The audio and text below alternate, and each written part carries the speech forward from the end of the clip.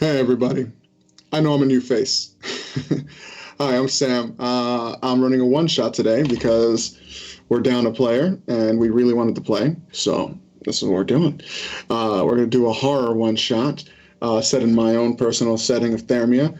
It is a highly magical world where they mix technology and magic for great effect, kind of like a 1920s magic feel. Right, American industrial age, that kind of thing. Our players are stuck in an apartment building, and I'm not sure if hijinks is the right word to use, but something's going to happen tonight. So I'm going to let my players introduce themselves. So why don't we start with the guy who runs this place, Dave. Hello, I am Dave, the story guide. As Sam said, we are not doing Vagrant Vigilante tonight. Instead, we are doing this game, and I am playing Yu Chung. Imagine a semi-elderly looking Asian descent female. She is solely based off of the landlord lady from Kung Fu Hustle. I've been told that I'm not supposed to do her accent, but we will see.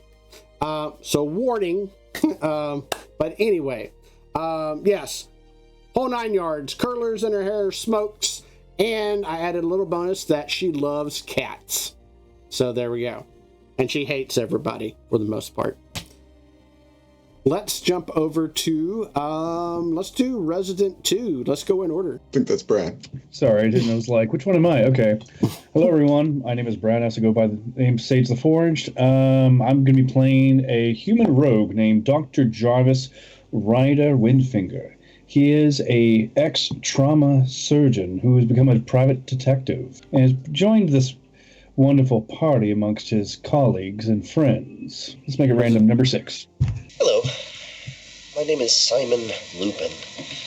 I'm a little out of place in this apartment complex. Most of the people here seem to have highly specialized careers and whatnot, while I am merely a librarian of one of the city's largest architectural library collections.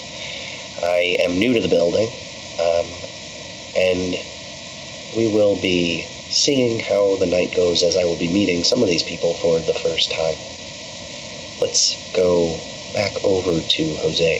Hey everybody, my name's Jose, and I'm playing Dr. Jackson, retired magical doctor, kind of like a shaman who retired to this town and ended up getting bored of retirement. So this place is located near a lot of his patients, so he found that it worked out pretty good to be here.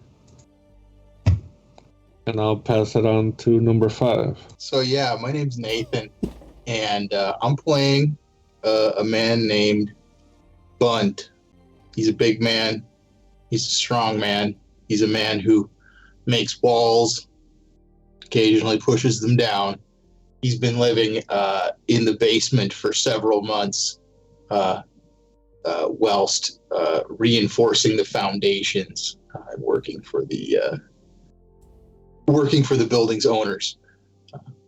So that's my role here is to be the meat slab. Let's see, who's next? Who's left? That would be resident number 4. I guess Petra. Hello. Yes, I am Daniel Merricks, and I am hosting a party in my apartment this evening. Somewhat against my better judgment, but it's always important to get to know your neighbors, and I've had some decent conversations with some of these interesting people in the past, in halls, in elevators. So we're going to try something a little different. I've got most of my more precarious devices I've been building tucked away in closets and things where people won't get into stuff. So I started as a reasonably humble clockmaker, but have been delving into building different kinds of things lately, which have been getting me a little patron attention. So that's been lovely. I have a little extra money today, so I thought I'd make a nice spread, have some people over. That's all for me. Okay. Seems like everyone has had their a chance to introduce themselves. So why don't I fill you in on what's going down? Welcome, everyone, to Meridian City. the gleaming beacon of political control on this continent. And it is actually in uproarious glee today. Today is Founding Day, yearly event where Meridian City, and as a result, the nation itself, celebrates the founding of civilization claiming this side of the continent. It's a big event. It's a big deal. We're celebrating 25 years of civilization. So, Meridian City being the capital, streets are full of partiers. It's like full-on Mardi Gras up in here. People in the streets, they got carnival stuff going on. It's crazy. We're going to zoom in on Meridian Heights, biggest apartment complex in Meridian City. It is a testament of Magitech mastery, right? 15 stories tall, stacked to the gills with all the newest Magitech amenities. We're talking ovens that are powered entirely from stone crystals that are attached to the fire plane, toasters that just plug into a wall and feed off of magical currents that come in between the walls themselves. It's great.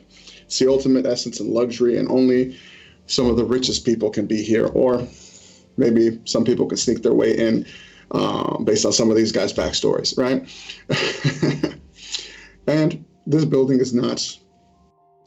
this building is also enjoying the party. The lobby itself, full of people that live in this building and from outside that have been allowed into the lobby, and they're throwing a full-on party up in here. Every floor is doing their own thing, and you are all on the top floor in, what's your character's name? Simon? No, Daniel's. In Daniel's apartment. Daniel, why don't you describe what your apartment looks like and what kind of spread you got for everybody here today? My apartment is modest. Lots of books on the walls and wooden bookcases. I do have quite a few clocks and devices for telling everything from time, weather, date, keeping track of some of the general things around. Different meters and things that my guests won't necessarily understand, but that's okay. I did go down to the market this morning and managed to get a reasonably broad spread of sandwiches and charcuterie and other things that are more so to my taste. I hopefully they can upgrade to, enjoying some of the more simple luxuries in life. I did leave out like the fancier cheeses. We'll keep it simple tonight. Crackers, baguettes, etc. Very fun, very high end. So it's the six of you. 1, 2, 3. Yeah, six of you. Also, there's a couple other people that you've invited. Why don't we start with who wants to volunteer to be the first person to describe what they're doing in the party? Jose, also known as Dr. Jackson. How are you enjoying yourself here? Well, Dr. Jackson probably would have approached Nathaniel. How do you spell it? Nathaniel. And thank you for the invitation. And he would open his bag and pull out like a bottle of like aged wine. And here you go. Really appreciate it. I haven't met too many professionals like myself in here. So Thank you.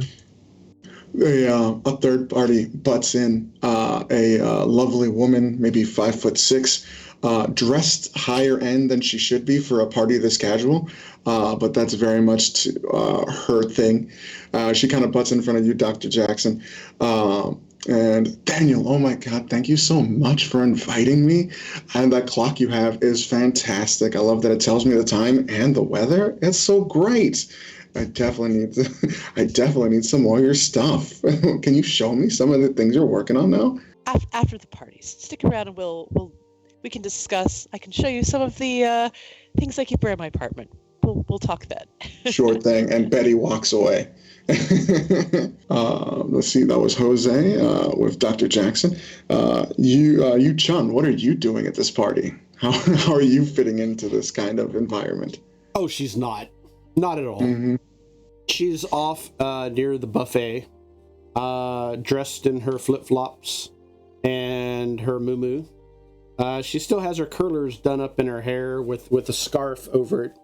And despite what people has told her to do, she's still smoking a cigarette. And she's presently chewing on a carrot basically every once now and then she'll take a plate and food and look down at it, look around, and just open one of her moo pockets and just dump the food in.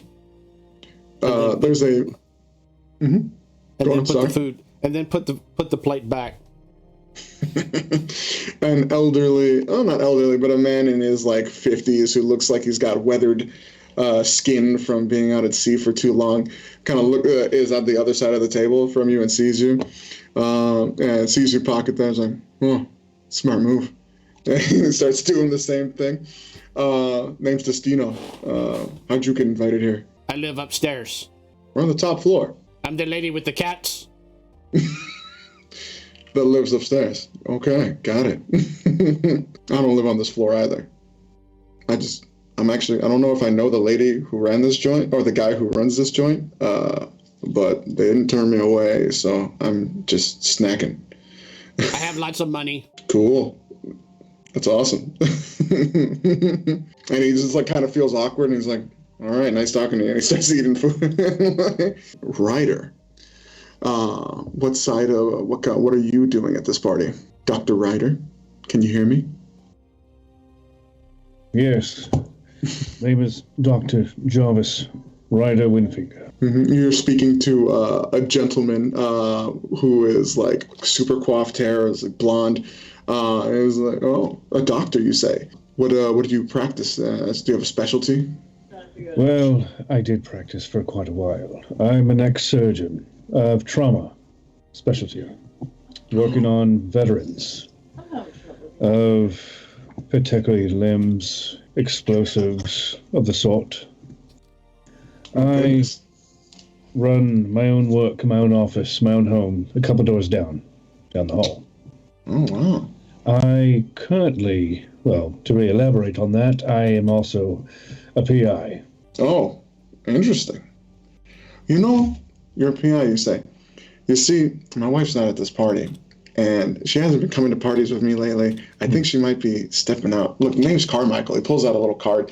Any chance you can give me a call later and we can, I can see your fees? I just want to be sure, everything's on the up and up there. Is that something you do?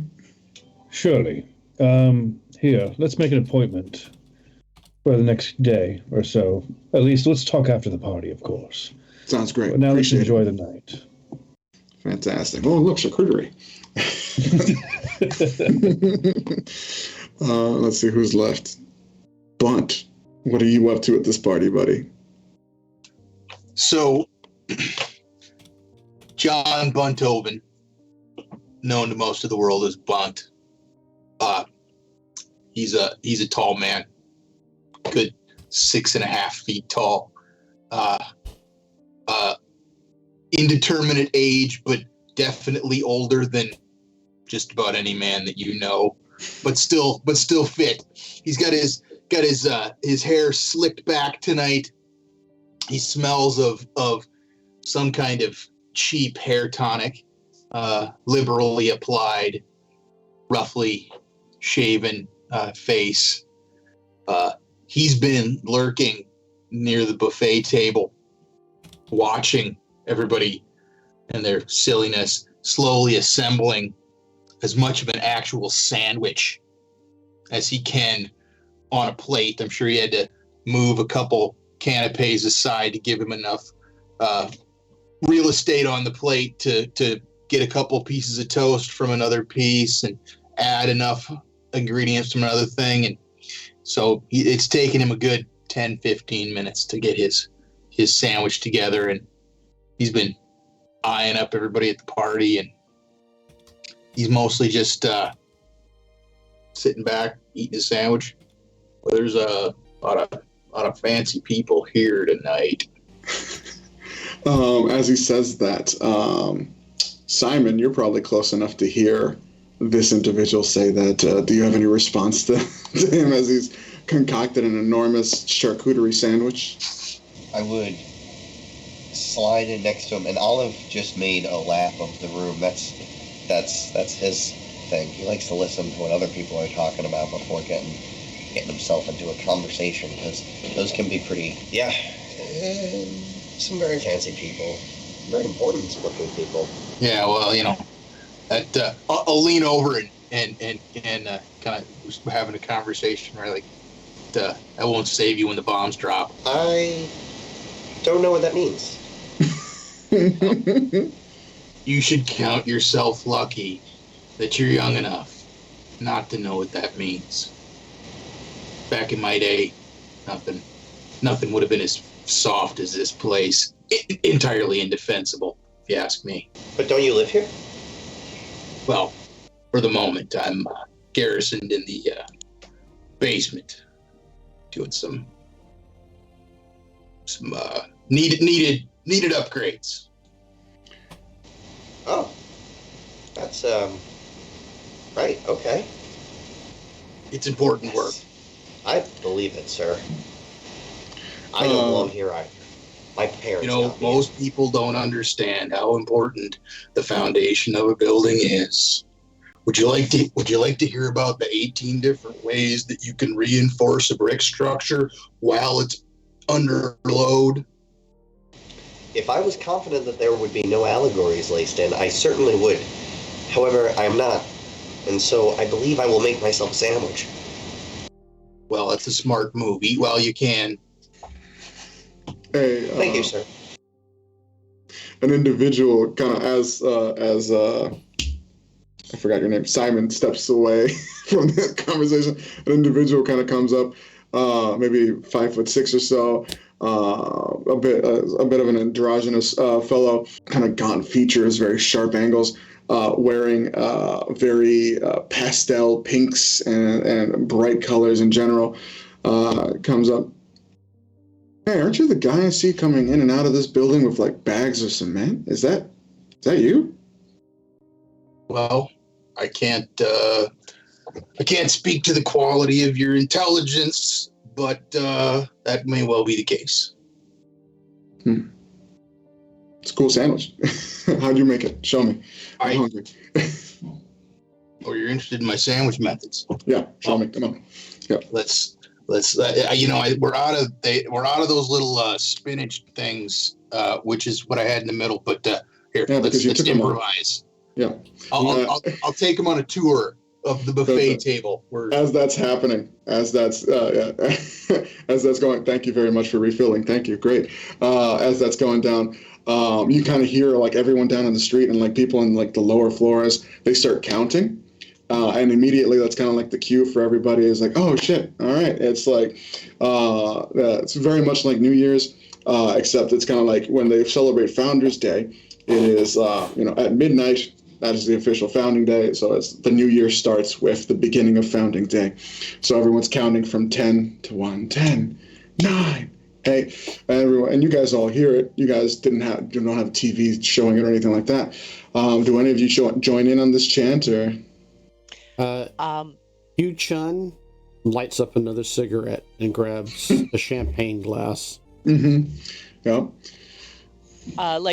Betty was expressing some interest in hanging around later, so I'll give her some extra attention right now. Maybe she can get into the chant with me. We can sort of for sure. Betty's be near each other's space for the end of the chant. Oh yeah, Betty's about it. Excellent.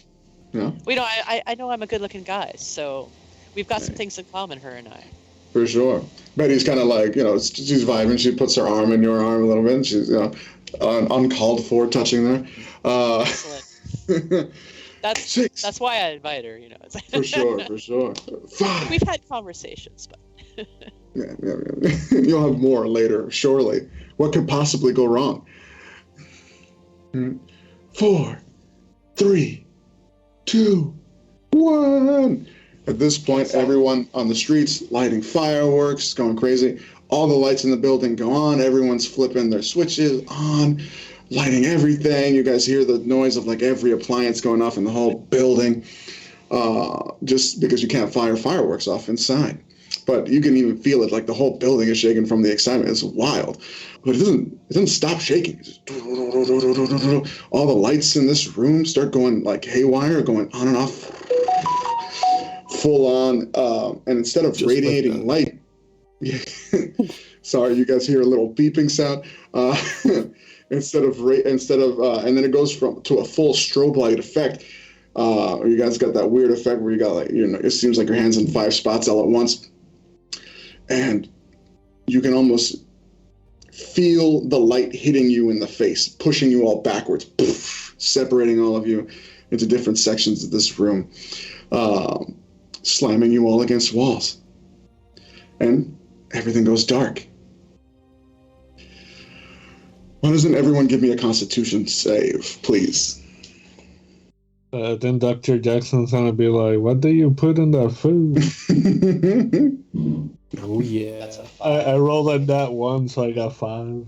Fantastic. 19. The doctor's not used to edibles, that's all. I'm sad to say that Bunt must have had a real big bite in his mouth because he rolled a 3. I got a 5 total. 5 total. Okay. Let's see. Anyone who, as you guys are rolling and figuring out your numbers, anyone who got less than a 10, go ahead and mark 1 off of your wound points. And for everyone watching at home, we're doing things a little bit different in this game. I don't like people just being unconscious when they're, after they hit 0. So I've implemented wound points, which you'll see. It just means that they get to be up and running after they've fallen, after they've hit 0 hit points, and they can choose to endanger their lives at their own risk.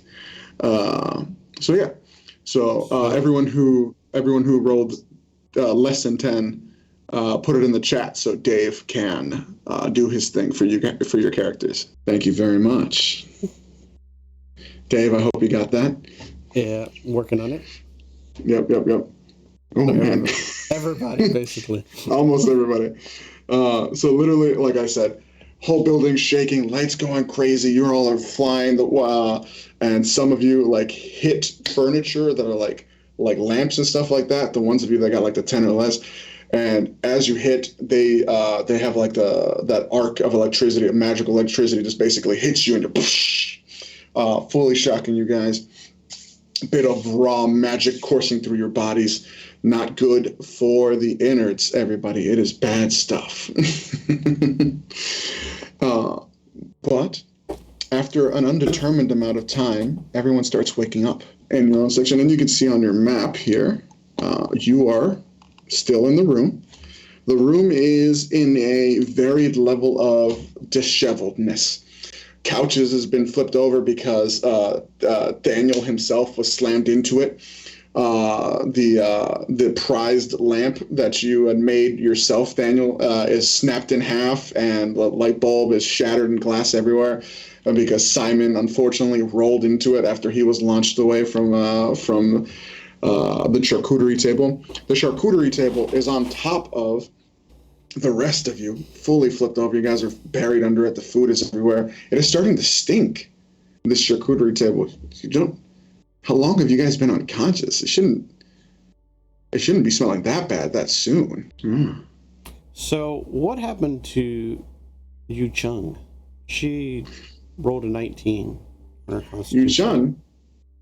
Yu Chung, something about whatever training you may have had in the past, you did go unconscious, but your instincts kind of kicked in and you managed to hit a spot or a corner or something like that puts you safe away from all other appliances that could have hurt you. You're kind of like in the corner of the room, what would be like a perfect point to see the rest of the room, almost like your body instinctively is like, I need to defend myself at this moment, but you still lost consciousness. So you are the first to wake up, though. I will say that with your 19 Constitution. You kind of see everyone on the floor, except for one individual is by the door, just kind of like up against it, back against it. The door itself looks to have slam marks coming from the outside, like almost like something had tried to slam their way in, and they have their back up against it. It looks like it's Betty. She's conscious. She's just like resting there. Looks over. You okay? Oh my God. You woke up? Of course I did. Gee, I thought you were all dead. Oh, God. Why would I die? I mean, you've all been unconscious for hours. My cats. There are no cats here. My cat's upstairs. She looks up. There's like she looks up and there are some like skylights up in here, and she looks up. There's no floor above here. You dumb girl, sit down. And I go over to Daniel, the party host.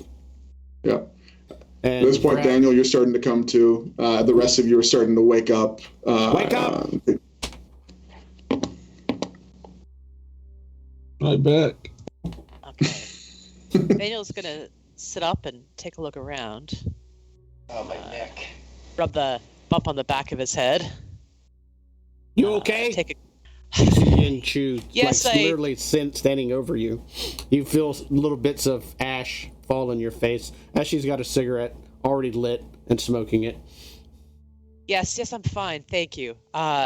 Good. Just go check on the other guests for me. I'm going to quickly take an assessment of my apartment and make sure that there's no additional damage I should be worried about. I'm not sure what happened, but I'm not confident about the integrity of this apartment at the moment. So let me do a quick look around. Let me go away now. And that sounds perfect. You do that. Leaves. All right. Is anybody hurt? Some of you are hurt, but it's not super physical. It's like you guys, all of you that took one wound, kind of feel like your guts are like in a knot. It's like a little bit worse than nausea, but you don't see any physical marks on you. No more or less than anyone else, I suspect. How is everyone else? I'm fine.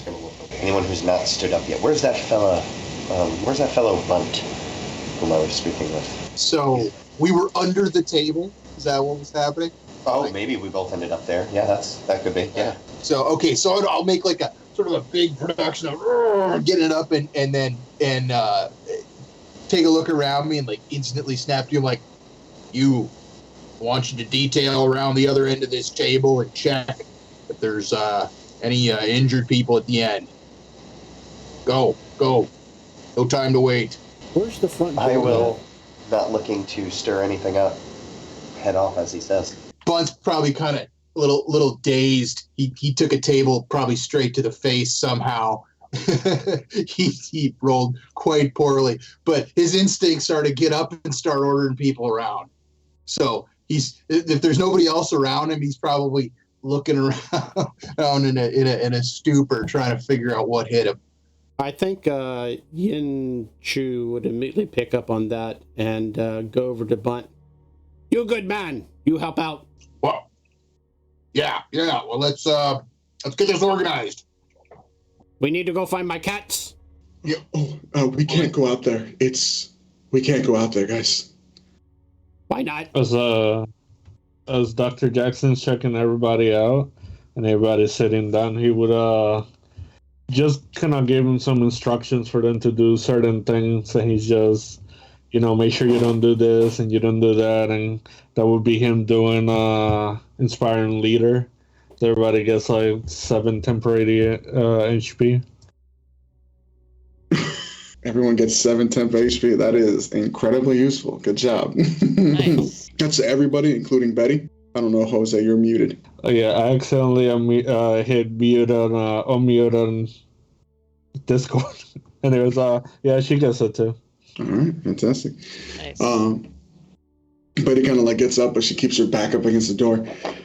Yo, we can't go out there, guys. It's insane. You guys were unconscious for a long time, but look at this door. The doors of this facility, they're the kind of like very pretty but industrial style steel doors. Right? They've been fashioned to look like they've got the nice little rectangular cutouts, so they look pretty, but they're steel doors all in all, and there are big like boom, boom, pound marks like something was trying to get in. Everyone give me a perception check, though. Anyone who is looking at the door that Betty pointed out to. Where is the door exactly from, Betty? Betty's right here. Yeah. She's literally in front of the door. She's covering it up. Oh, okay, she's covered Betty's up. right here Yeah. on the point. Yeah. She's literally in front of the door. She's covering it up. Got a 13. 13. Okay. What was the perception? Okay. Perception. Yep. Anyone who beats a 12, let me know. I beat a 12. I got 13 as well. Nice. Nice. Unnatural 20. Ooh, very I'm sorry, perceptive. what was that roll? Perception. If you're looking at the door at Betty. I'm sorry. It's okay. There's 6 of us here, guys, or 7 of us with me. So, Rory, let me know if you beat a 12 or not. Oh, no, I'm sorry. I said I was not. Oh, cool. All right. So those of you, Betty is pointing out the door, anyone sees the pound marks trying to get in.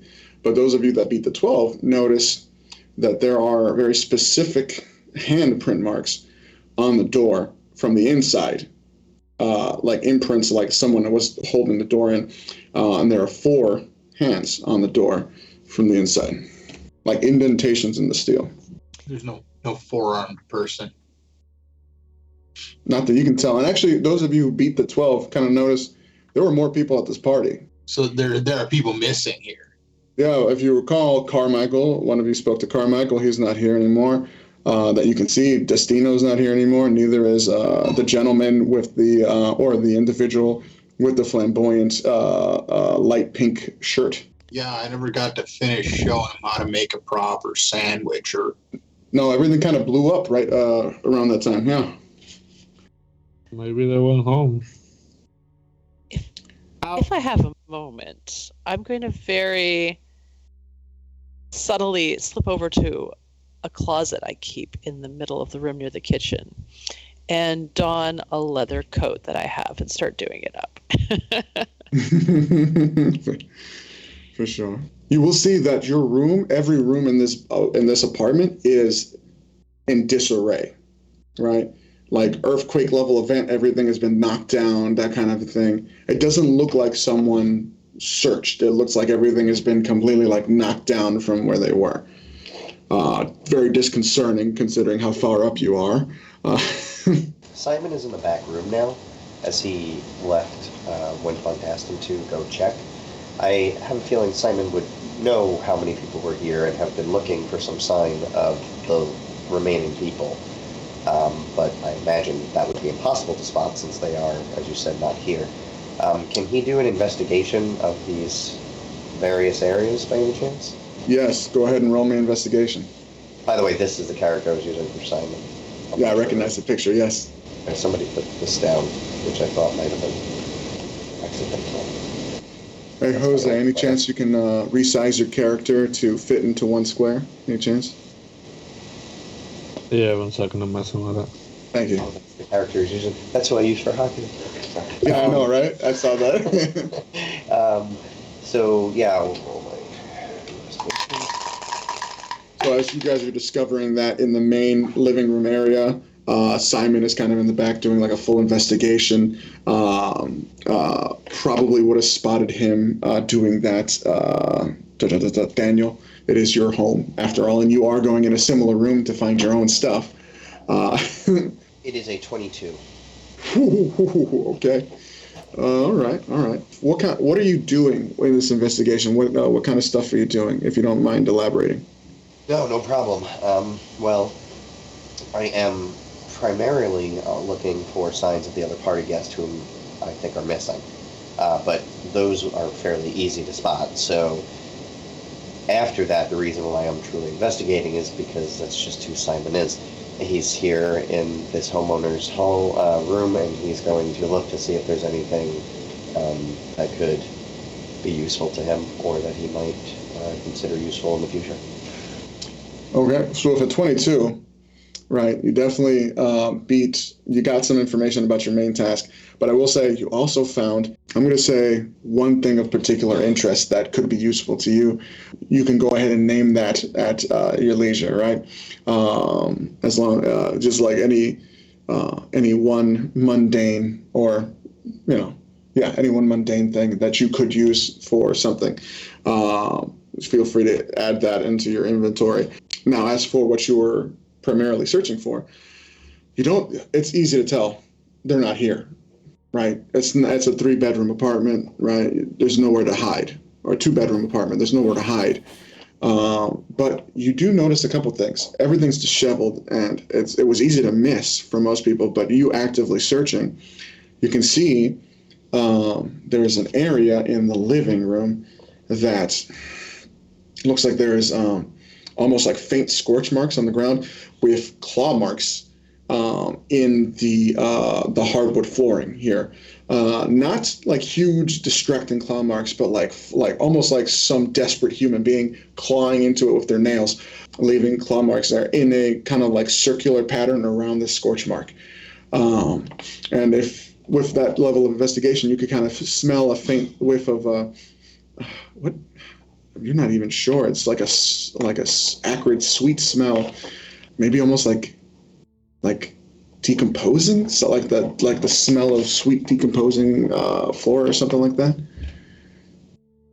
In that one little spot, and it would have been somewhere right around here, right, which is like right in front of the washer and dryer on this little floor plan we got. Sorry, Simon will kind of, well, that's concerning, and start stepping away with the wad of, I'm imagining it's like some sort of fabric that I was able to rip apart into what could easily be used as like bandages of some type if they were needed.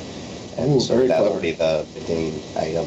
So I'll be wadding that up and kind of fitting that into my pocket and backing up and going, this smells and feels off. And start backing out of the room cautiously. Until he turns around and bolts back towards Bunt and the rest of the room to declare that nobody can be found. I'm sorry, what did you declare? Nobody can what?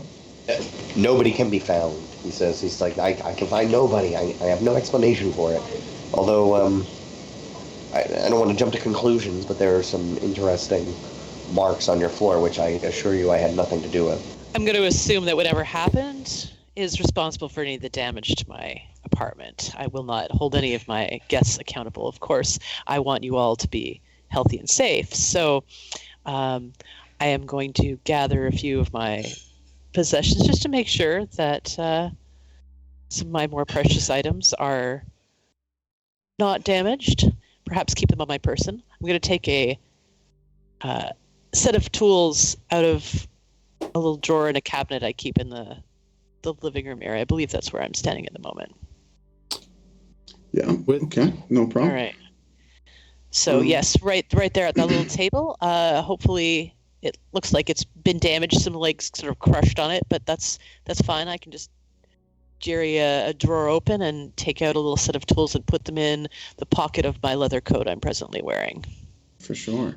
You, Chun, and Bunt, you are both very close to, at least where your tokens are placed, are very close to the front door where Betty's at. Betty has gone back to the slouched position, head in her hands, and has started to like shake her head and mumble stuff to herself. If you're interested, you can make a perception check, you, Chun, and Bunt. 14. I got a natural 20 on that one. Damn, you both did very good. Very cool. I like the art writer. Let's see. So natural 20. That is fantastic. I will say, based on where you're at, you are, being the veteran that you are, find yourself nearly naked without your weaponry. But you do nearby find one of those very sharp charcuterie knives, like a knife that was used to cut the dried meats nearby. And you can do with that as you will. But if you were to take it, it would be considered a dagger. Okay. That reminds me, having seen that we're now in a combat situation. So I will in fact pick that up. I figured you would, because not only that, both of you happen to see Betty doing what I said, since you're the two closest to her, and she is for sure talking to herself and replying to herself in different voices. There's just full on like, no, we can't leave. It is crazy. There's a monster out there. I know there's a monster out there. We need to gather up and fight. No, we can't fight. Look, guys, we need to come together. We can't let them see us like this. Stupid girl. You okay? Oh, yeah, I'm fine. How are you okay? You were thrown around and asleep for a while. Are you okay? I'm fine. You go sit down on couch. I'm okay right here. Thank you. You are not okay. No, none of us are, but I need to be right here to make sure the thing doesn't come inside. It will not come inside. You go sit down now. I'm sitting down right here. Thank you. So there's no window in the door or anything we couldn't see out there? No, it is like a steel frame door, right? There is a peephole. There is a peephole that someone could look at, but they would have to go into basically Betty's space to do it. Right, she's up against the door. And you said, is there a window? In this apartment? No. The way you're set up in this apartment, it is one of the interior apartments. There are no windows except for the skylights from above. Gotcha. Yeah. If you're looking around to assess. I wanted to see if we could see if this just happened in here or did it happen everywhere? I was going to say it was midnight before, and you can kind of tell from above there seems to be something covering most of the skylights. It's hard to tell what it is, but you can see that there's full-on sun beaming through whatever it is covering it. So it's been several hours. How high up is that? How high up is it? You guys have vaulted ceilings, so roughly 15 feet. Right. Not. So I guess that is kind of what I'm looking at. Is like, is that meant to be access from inside? Could you get up to it? Could you open it from in here? Not without a very tall ladder or quite an impressive acrobatic, circus setup. Gotcha. But you can even tell, like, literally, if you picture skylights, it looks like stuff is growing over it at this point and covering most of it. You're seeing just rays of light coming through the window itself, which wasn't there before, just so you know. Yeah. We'll wrap that into your nat 20 roll just a second ago. Where's the food? Where's the food at? It's all over the floor. I begin picking it up. For sure. And putting it on the table. Yeah, the salami's gotten all greasy from being outside of refrigeration. I was wondering, so when this thing happened, obviously we could tell it was magical. Would I be able to do like an Arcana check to see if... For sure, yes. If you're proficient, you can.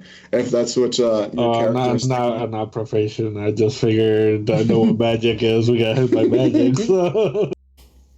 Yeah, I'm actually was thinking the same thing. I would also like to perform an Arcana check. I should be reasonably proficient. I'll give him guidance. How does that look? You giving Daniel guidance? I would approach Nathaniel and pat him in the back for a second. And it just seemed like, it was weird when everything happened. I just got hit by some magical whiplash, so maybe we should look into it. But you would just see his hand glow as he taps him in the back. All right. Mm-hmm. I'm going to say, yes, thank you. I think I'll do exactly that.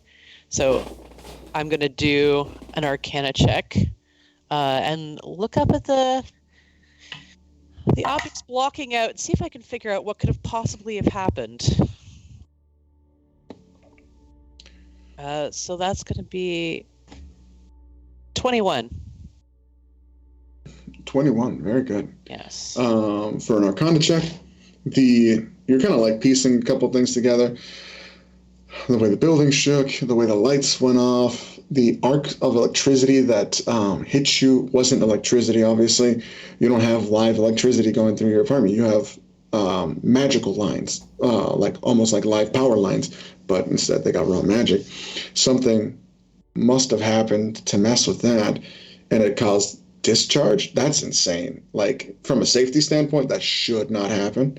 Based on your knowledge of like Magitech, there should be like 50 like stopgaps before that happens.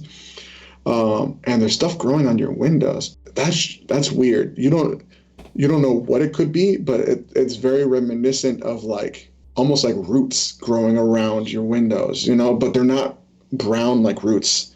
They almost have like a weird reddish flesh-like color.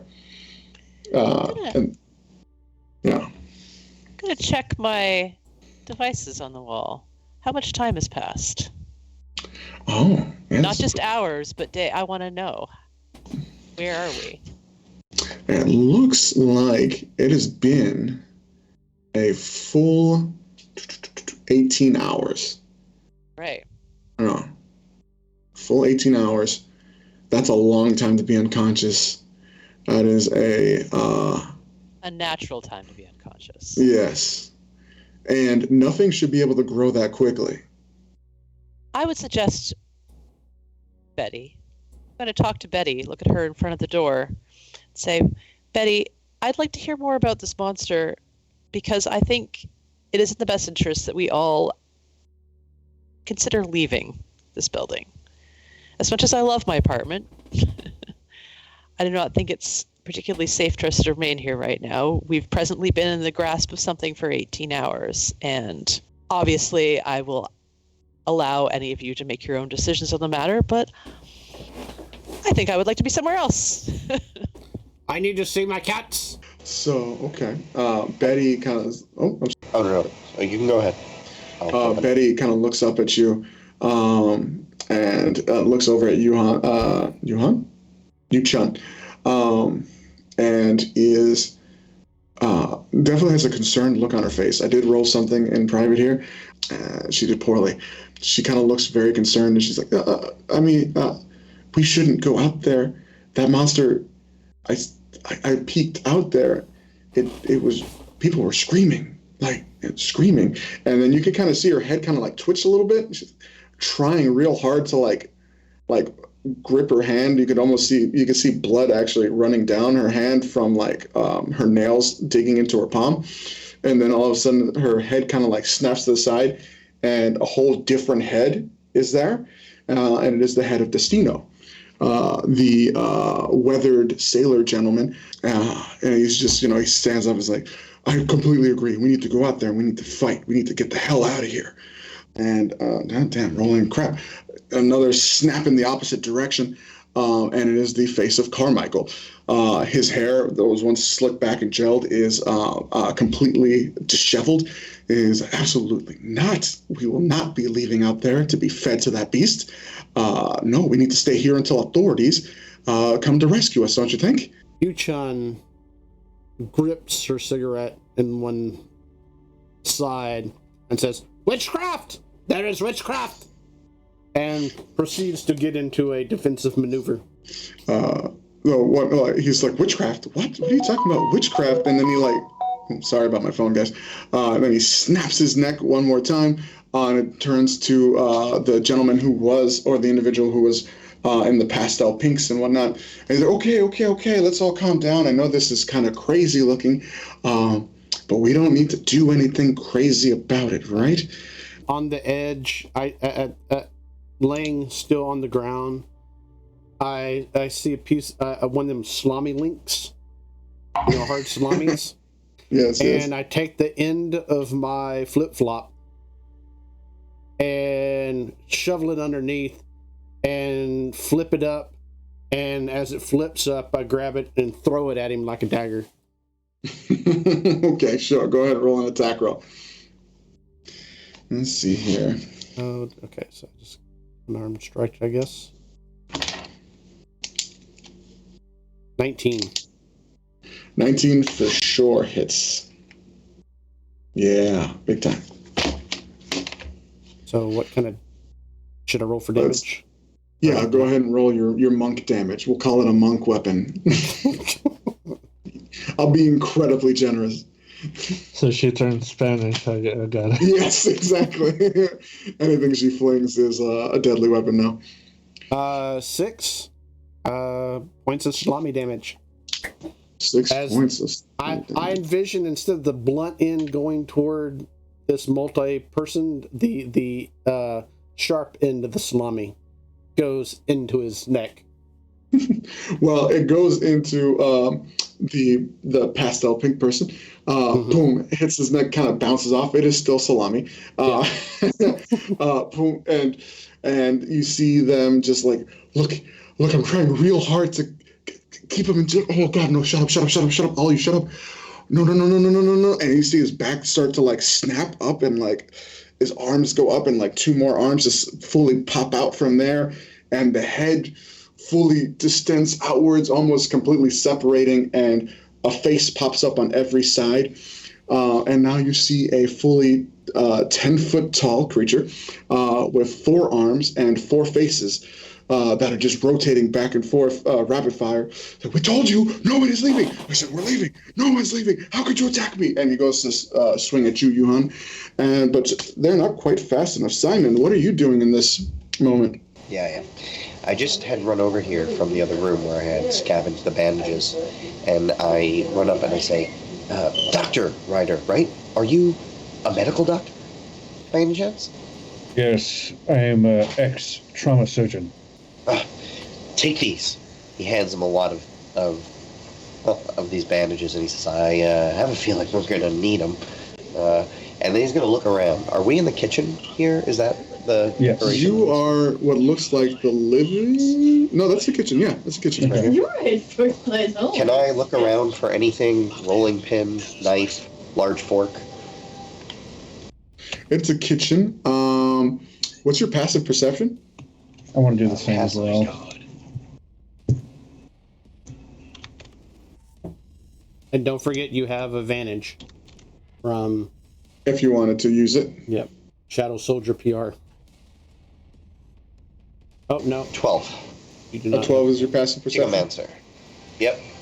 That is, Genomancer. so you don't have to use an action, right, or anything like that. You can easily find, with a 12, let's just go with a rolling pin, a standard rolling pin. Nice. Yeah. I'll grab that, and I'll say to him, do what you think is best, but nothing here looks to be going very well at the moment. And then he scoots out of the kitchen and is going to try to, look over. Sorry, who is this again? This is That's Dr. Jackson. Dr. Jackson. I'm going to basically try to look over Dr. Jackson's shoulder, going up on my tippy toes. What's going on? What's going on over there? And he's... Since our missing guests somehow have turned into some creature with multi-personalities, never seen this before in my life. Did the Betty thing just actually attack Yuchun? Yes, Betty is literally in the action of swinging their forearms at Yuchun, since Yuchun attacked them with a large salami. Gotcha. So it is still Simon's turn. That is why I asked. But Simon, so you were talking to Jackson? Yeah, he's sort of in my path, and there's a whole line of people in my path. So I just sort of stop there, and I put my hands on their shoulders, and I'm doing that thing where I'm looking over people at a concert, and I'm like, what's going on? Okay, gotcha. In that case... But I can't really do anything, so I imagine my turn. Yeah, for sure. Ryder, what is it you're doing exactly? I'm basically quickly trying to look for the sharpest cutlery in this kitchen as best as I can find, to have some type of tool or weapon on me. I'm just listening to him. Okay. Right. For sure. You can either use your passive or you can roll if you want to take an action. I'll use my passive. Yeah, what's your passive? Passive perception is 20. Yeah, man. You find a full-on, one of those really good, like Chinese cleavers, you know what I'm talking about? Yep. One of those. We're going to call that just a straight-up short sword. Okay, right there. awesome. Yeah. No, that's really. Yeah. And that was a free observation. You just see that literally on the floor next to you, and you just pull it up. And it's like, okay. Mm-hmm. Awesome. Oh, I'm sorry. Let me ask. The rolling pin, what does that count as an... Let's call that a club. Weapon? A club. Okay, cool. Yeah. Even better. I'm going to walk over next to Simon and look over past the kitchen and see what's going on. Yeah. You see the Mega Betty, 4 arms and 4 faces swinging down at Yuchun. Alrighty. I think that's been my turn for now. For sure. Yuchun. Yuchun, you see them take aggressive action at you, but you seem to be a bit faster, and you can do something. What are you up to? She takes out her pretty much most of the way smoked cigarette and begins puffing on it really, really hard, to get a good ember going on, and she flips it around, and those that are near her suddenly see that you haven't seen before or haven't even paid attention, a bluish green, almost red tattoo light up and go across her back and come around her face.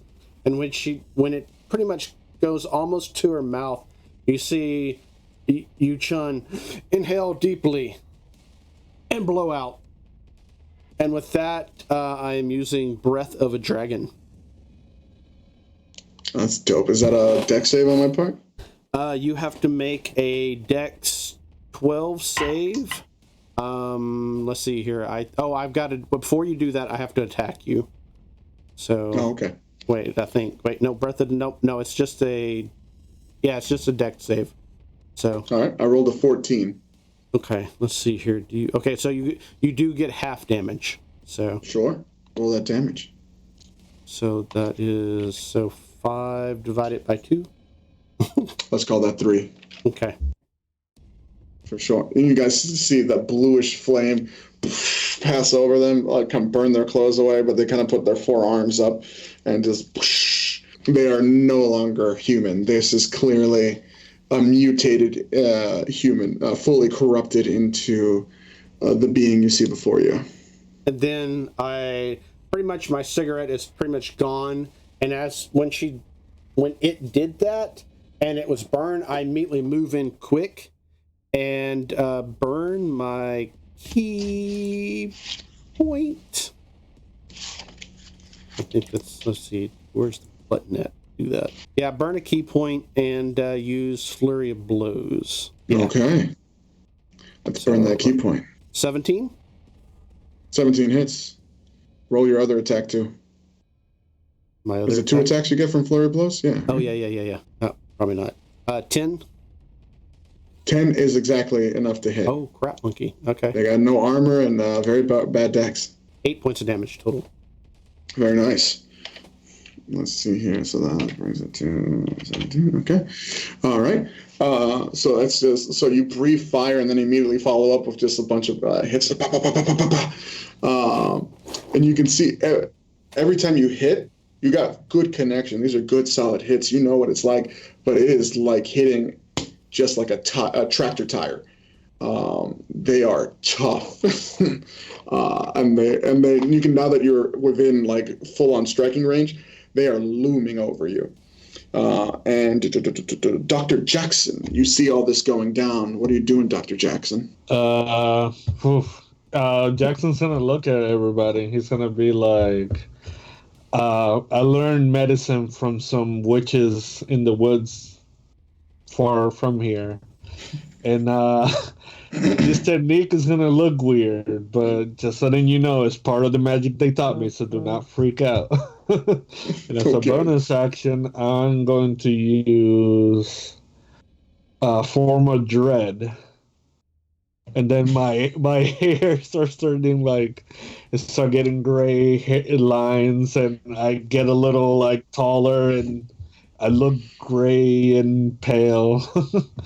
And as my action, I'm gonna hit it with an Eldritch Blast. For sure. Okay. For sure. And just a heads up, anyone who's a magic user, if you need a focus to do your magic or material components, you don't have them on hand except for possibly Daniel, since this is their house. But you can do cantrips, which I believe Eldritch Blast is. That is fine. Ooh, that was horrible. I got 10, so... 10 is exactly what you need. Oh, that's awesome. Cool. They got no armor. They're just like you. They have to make a... Crap, I can't see here. I believe it's Wisdom. Yeah, a Wisdom saving throw. If they fail, they're frightening. Oh, okay. All right. That would be interesting. What's the DC? The DC is... I got a 14. Oh, -1, 13. Where's the DC? Mission is so superior. Okay, so yeah, the save's 14. So. Oh! That does change what I'm going to do. All right. Cool. What was the damage from the Eldritch Blast? That is 4 plus 2, so that's 6. 6. And I Okay. also get some temporary hit points, but I'll roll that in a second. But that would be actually, I'm gonna move over here, try to get out of the way of everybody. Okay. But yeah, everybody saw me turn into these weird monsters. I love that you get behind Daniel and Bunt. Like, okay, I don't want these guys to see me turn into a monster. Hold on. Mega Betty is fully shaken. Daniel, what are you up to? Daniel, funny enough, because you were mentioning about arcane focuses, had actually just grabbed it previously from the cabinet drawer.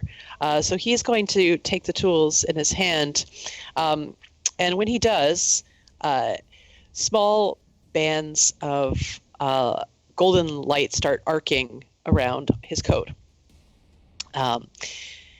From what just looked like sort of buttons and snaps, small rods start building like a clock, like gears and things. Very, very quickly kind of assembles itself, and a very brilliant tiny orb in the center starts lancing light, and the light shoots out and arcs out at the creature. Lightning launcher, as it were. And I'll have to see how this thing works here. Do you believe I still have to roll to hit? Yes, okay.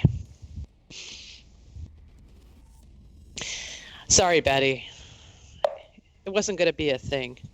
What could have been? Yeah, so that's a 23 to hit. That for sure hits, yeah. You can see Betty is almost like afraid of Dr. Jackson behind you, and that gives you a very good opportunity to smash into this guy, this thing. Yeah, so this is a range attack, so this is luckily not going to put me any closer to Betty, as it were. It hits for 6 points of damage. Very nice. Puts it at 29. All right. Yeah, boom, ball of lightning strikes. Their form, what would have decimated a regular individual is just fully absorbed into them. They take the damage. They don't seem to be super upset by it. Are you staying there? Where I am?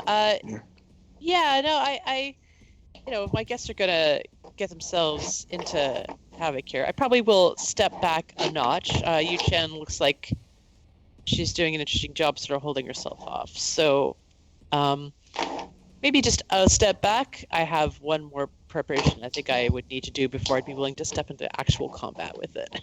Cool. So we'll hold off a turn. Bunt. What is Bunt doing here with his little dagger, with his little stick knife? Bunt is looking around, and obviously chaos has erupted, and he's become less confused because a target has presented itself. Looks down at his hand at that little knife, and looks down at his other meaty giant paw, and then just sticks the knife into what's left of the table, and rushes forward barehanded, because that's just the kind of man he is. And he goes to slam full on into Betty, Mega Betty. Bring it. So I just run up, and I guess it's just an unarmed attack. Yeah. Mm-hmm. Oh, I rolled quite poorly. Did you beat a 10? No. Oh. No, I don't believe I did. I don't believe it goes by the rules, but I do love the idea of taking an offhand swing with your bonus action. Almost like you have 2 weapons. You got 2 fists. Well, yeah, I mean, I guess two weapon fighting would have been like that. So, all right, I'll attempt it again. Oh, that's a natural 20, sir. That second one was a natural 20. The first one was a feint, you know? Yeah. Yeah. Mm-hmm. I just look like I stumbled over rotten sausage. No, it was very much that sausage, yeah. Okay, well, that's... Do you have Tavern Brawler, or is it just the regular... I have the unarmed fighting. Which gives him, like, pretty decent damage when he doesn't have any weapons in his hands. Yeah. roll it and double the dice. Double the dice or roll the dice twice? Just Let's all make it uniform. Let's hopefully it's not too confusing. The first dice, just roll the dice once and then add max to that. so okay. So you'll never. Well, that's 13 damage then. Fuck. All right. Bunt with the haymaker. It's a D8 plus 3 damage, and I rolled a 2, so that's 2 plus 8 plus 3, right? So 13. Mm-hmm. So I'm doing math for the damage here. All right. And you know what? Since I'm here, I'm just gonna go ahead and use my action surge. Oh, okay. And try to bear hug this Betty and like grapple attack. And like pin him. Interesting attack. Interesting. Okay. You're going to try to grapple. All right. Make an athletics check. 23. I only got a 10 total.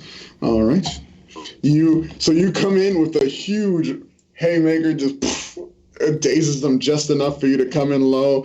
You snatch up 2 of their arms in it too, fully like bear hug grapple them. And they're like shook. They're still like really upset. Like that's the end of your turn, right? But they're like all the rest of you. Bunt can't see it because Bunt's like in the torso. But the rest of you can see that Mega Betty's eyes are just on Dr. Jackson, and they're freaking out. And Mega Betty's just like, "Oh, there's a monster in here too! Get off me! Get off me!" And it goes to throw you off, so it's gonna resist the grapple here. Okay. Since it's now Betty's turn. Let's see. Make another athletics check against mine. I got a total of, what is that? 18 plus 2, 30, 20. I only got a 12 this time. For sure. You honestly, this is like back in your old days. You're like, yeah, I still got it. But then the other 2 arms, you forgot they got 4 arms. The other 2 arms grab you by the shoulders, fully pick you up, and throw you against the wall to the right. And Mega Betty's not even thinking about fighting. She is going to straight line charge through Yu-Chun, through the kitchen, into the bathroom, away from Dr. Jackson. So, Yu-Chun, I need you to make a strength saving throw. Dr. Ryder, I need you to make a strength saving throw. Actually, we can call it Dex if you're just looking to dodge. For both of you guys. Could I use acrobatics? All right. Nope. Dex save. Dex save. Okay, You should still be good at that. 19. 19? Sam, I got a question for you. Yeah. I got another feat here, which is going to come into play. Are you going to use Sentinel? Yeah. I mean, if you don't want her to leave, you can stop her. Well, I guess that was the point. I was trying to protect everybody else from this thing. So if she's trying to run away, I'm gonna try to trip her up. Okay. I will say you definitely get the feel that Betty is actually like you get like after she throws you, like you have the option. You can kind of see the way it's playing out. At first you're like, oh, she's gonna try to like hurt people. She is gonna hurt people on the way out, but she looks like she's scared and running away. Yeah. So you do with that what you will. You tell me you want to strike or whatever, you can do that. She's gonna run over Yu-Chun? Yeah, Yu-Chun is gonna get hit, but that will invoke an attack of opportunity. Is there anything I can do about her hitting Yu-Chun? Can I read? Well, let's see what Yu-Chun rolls for Dex. What'd you roll for Dex, Yu-Chun? I rolled a 24. 24. That means you're going to reduce the damage to half. Already, I will say, Bunt, if you want to make a dexterity save, if you pass the DC, I will let you reduce that damage down to 1/4 because you like pulling Yu-Chun away as well. Yeah, that's what I'm trying to do. For sure. Dr. Ryder, what'd you get? 19. 19? Very good. You both took half. I got a 13 on my dex save, so that I don't know if that does it or not. 13. What is this? 13 is yes. That Good? beats Okay. 12. Yes. So that's great. So the damage is 22. Dr. Ryder, you take 11. While Yu-Chun, you take 5. 5. Okay, doesn't even. Thanks, Phil. You go to move out of the way, but you could tell like Betty is just gonna like full on forearm push you away. But Bunt is like almost like a judo move, is like moving you with the force to lessen it with you. Yeah. But Dr. Ryder, oh man, you were fast. You're fast, but this is like a 10-foot tall Hulk-like creature just slaps you out of the way and ends up throwing you into Simon, basically. As Betty, and then you're like way over here. As Betty goes, boom, destroys the kitchen countertop, boom, slams through the freaking oven, slams into the bathroom. What is this? 5, 10, 15, 20, 25, 30. There's a lot of difficult terrains, so that's double movement. And just finishes in the shower. You guys can see like the holes in the walls as like water is spewing all over them. And they're just like fully faced into the corner, hands covering the back of their heads, and their faces keep turning. We need to fight. No, we need to run. No, we need to wait for help. Oh, guys, we need to stay under control. They're just arguing with themselves. And that fear effect has affected all 4 of their personalities, and they're just fighting with themselves now in the shower. How long that'll last, who knows? But you guys have an opportunity now to do something like escape or gang up on them. That's up to you. Yu Chung is quite impressed with Bunt and smiles at him and gives him a winky winky eye. And says to him, "Should we finish him off?" I'm not entirely sure that is the wisest course of action. I think perhaps a strategic sideways retreat is in order. All right, get out now! Everyone, get out! I'm gonna try to move to the door and get the door open. Try to get out of the apartment. That's actually a very good point. The door is bent to shit. You need to make a strength check. And I'm going to make another wisdom saving throw against the fear effects. What's the DC, Jose? Is that 14? 14. Could I assist with helping Bunt out? Yes, you can. Bunt, I help roll you, with Bunt. advantage. Roll with advantage, you say? Yeah. Sadly, my best roll is a total of 12. It is rough. It's like the whole frame is shaking. Like it's bent in such a way where you can't really open it. It's so close. Betty, luckily, failed one more time, but you can see they're starting to try to get into a consensus. One of them is trying to get everyone in focus. So that's probably not good. Is anyone else doing anything to help out with the door trying to be opened?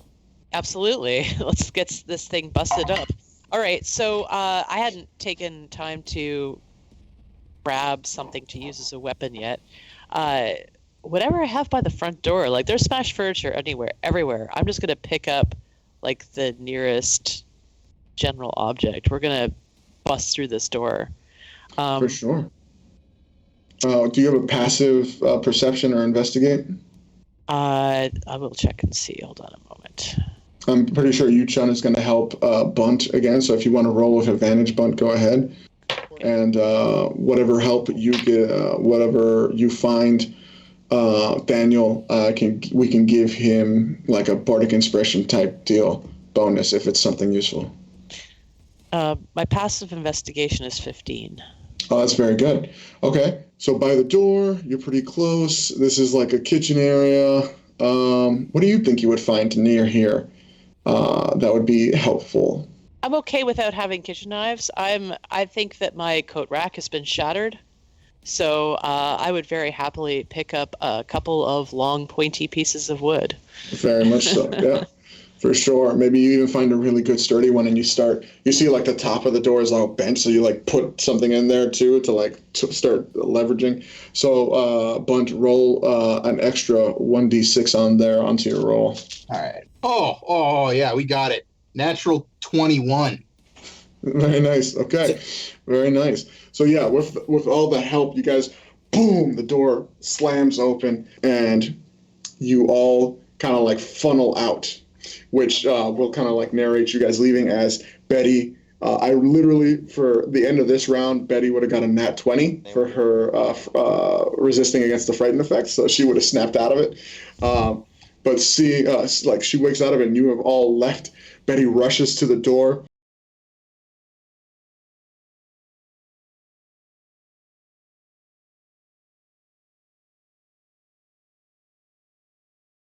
You guys have all just busted through the door, and not but a few seconds after, the door has been slammed shut behind you. And now you have all find yourselves in the hallway. It's a hallway you guys have been in basically every day, but it's a bit different now. This is the top floor. Every floor of this building has a theme. The top floor is special because its theme is a garden theme. The entire roof is a skylight, and it feeds in natural light to feed all the natural flora, all the natural flora that lines this floor. As you can see, there are some giant blooming flowers right there in this hallway.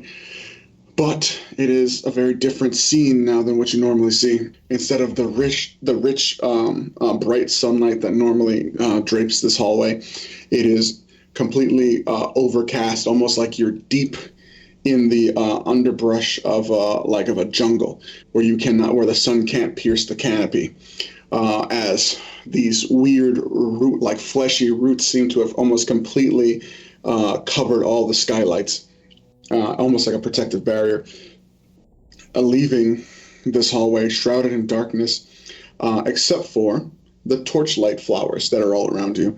As common, instead of lights out here, they have torchlight flowers, which emit light for up to 20 feet. They're fully bloomed, and they emit this nice radiant red light. But something about you don't know if maybe the air control has gone awry, but it's incredibly humid in here, and mixing in with the various other effects has caused it to have a thick fog throughout the entire floor, cutting down visibility and giving the entire fog a very blood red look to it, almost like you're wading through a mist of blood.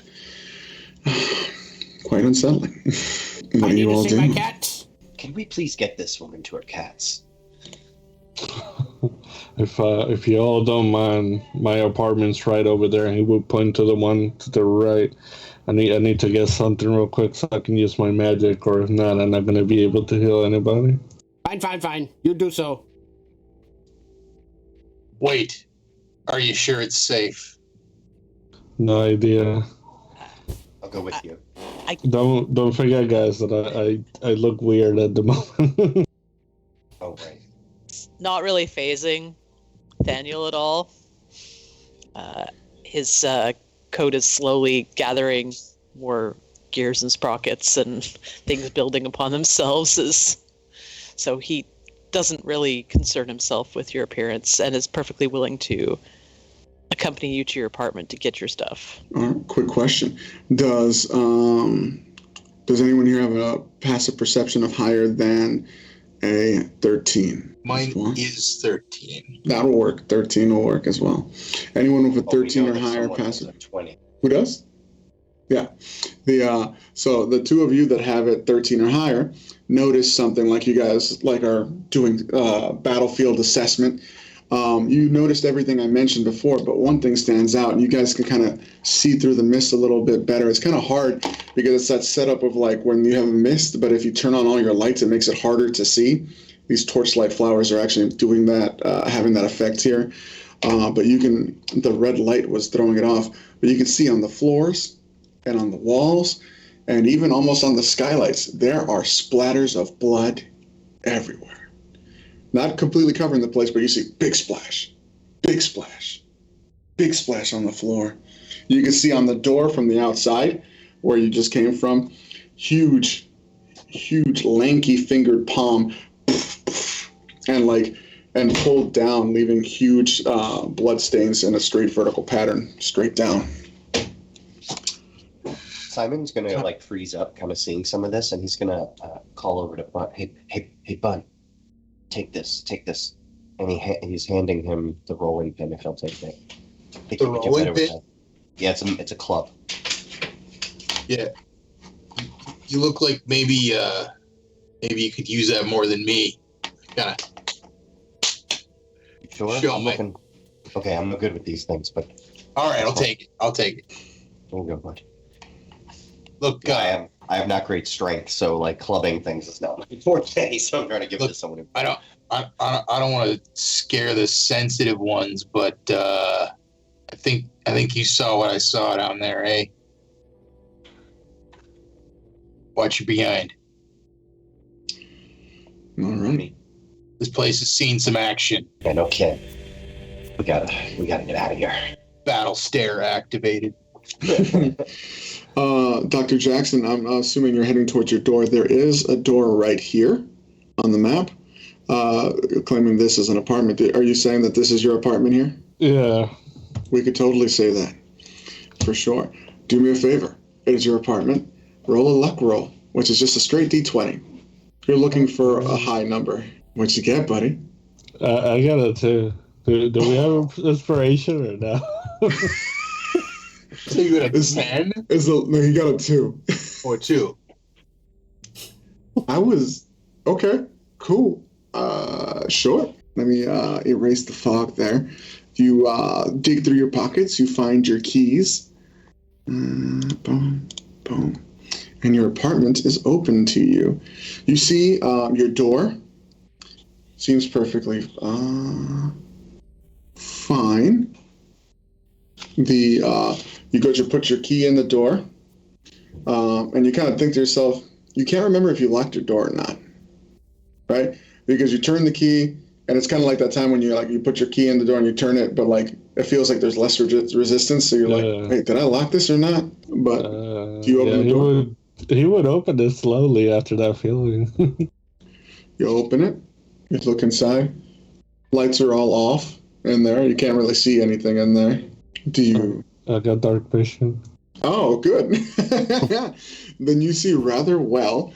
It looks like your apartment. Why don't you describe your apartment a little bit? When you go in there, it kind of looks like it looks pretty empty. Like it does have the furniture that it comes with, but you do see boxes around, and there's barely any pictures. And the pictures you would see probably look weird because it's from like the village that he was, he was helping heal the tribes and stuff.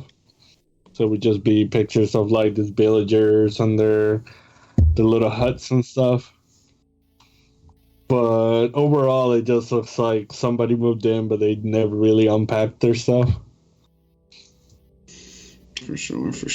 All right. So you look inside. Everything seems pretty much okay. Are you nervous? Are you checking around, or are you just doing? Oh yeah, he's kind of freaking out at this moment. For sure.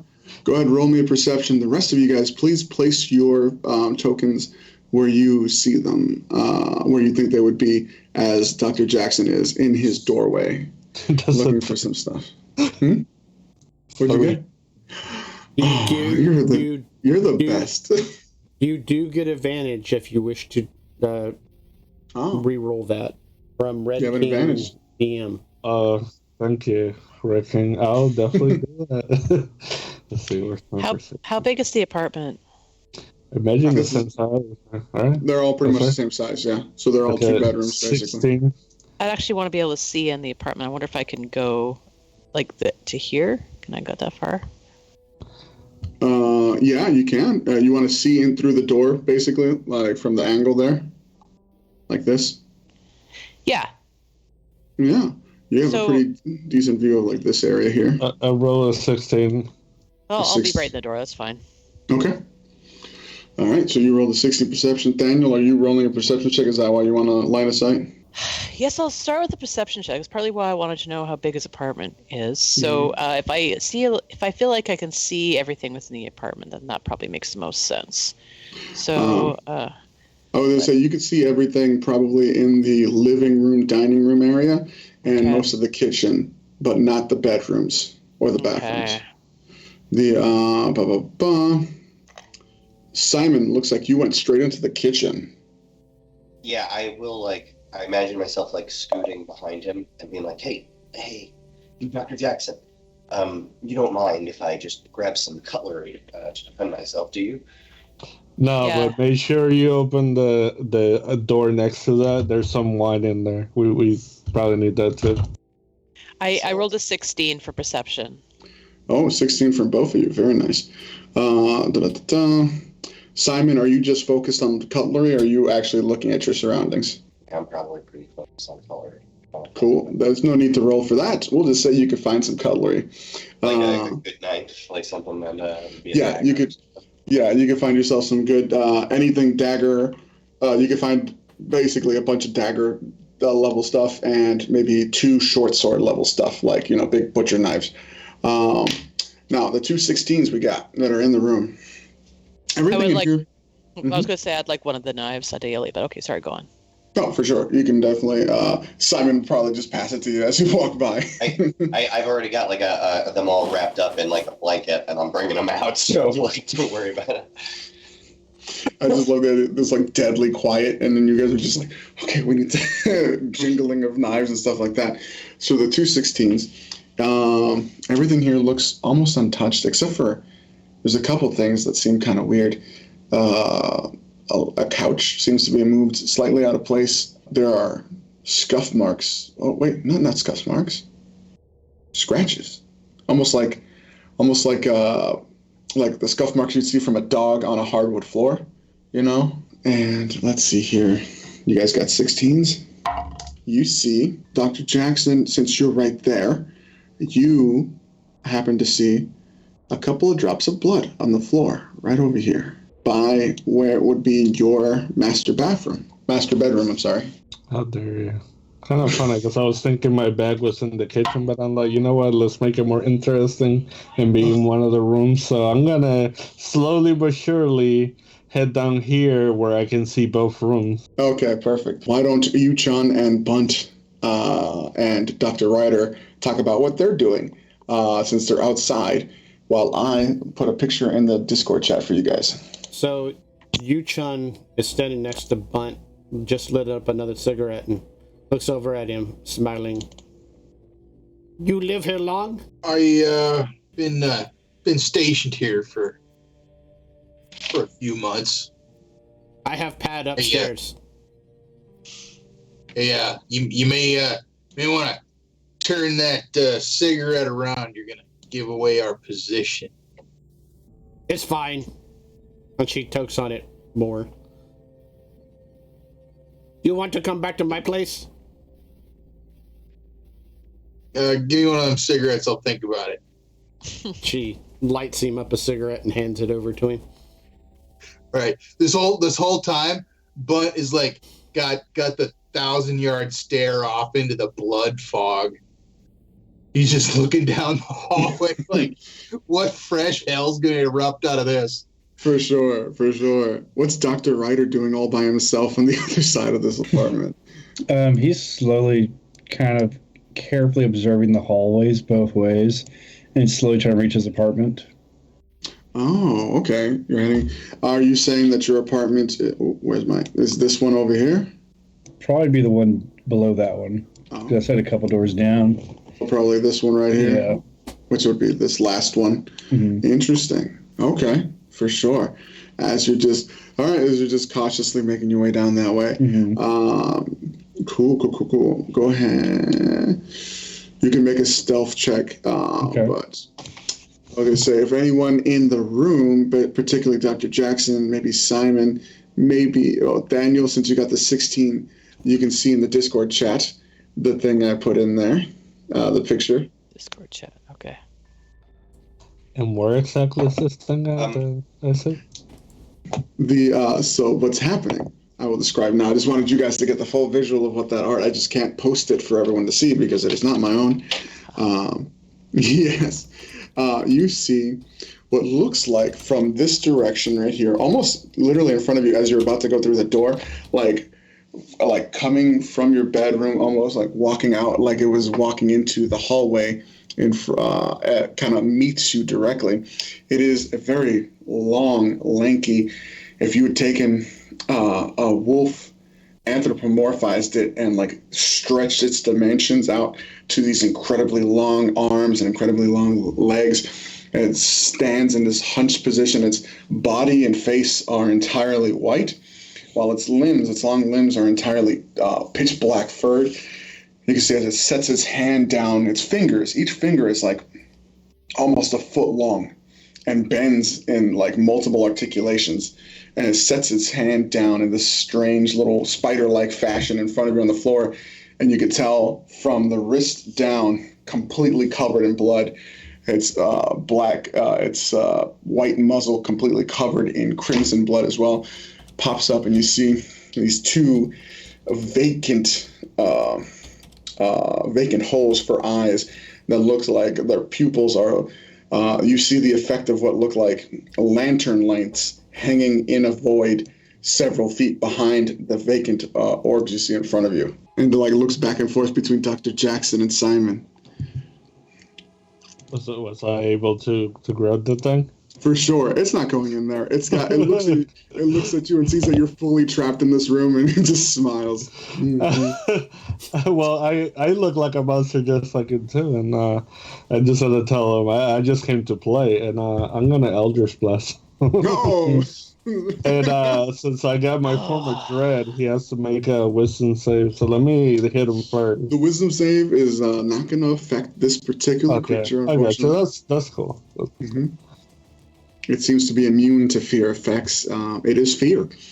Man, I'm rolling horribly. You did this. This creature was not supposed to be found. But you rolled a 2. I got a 13.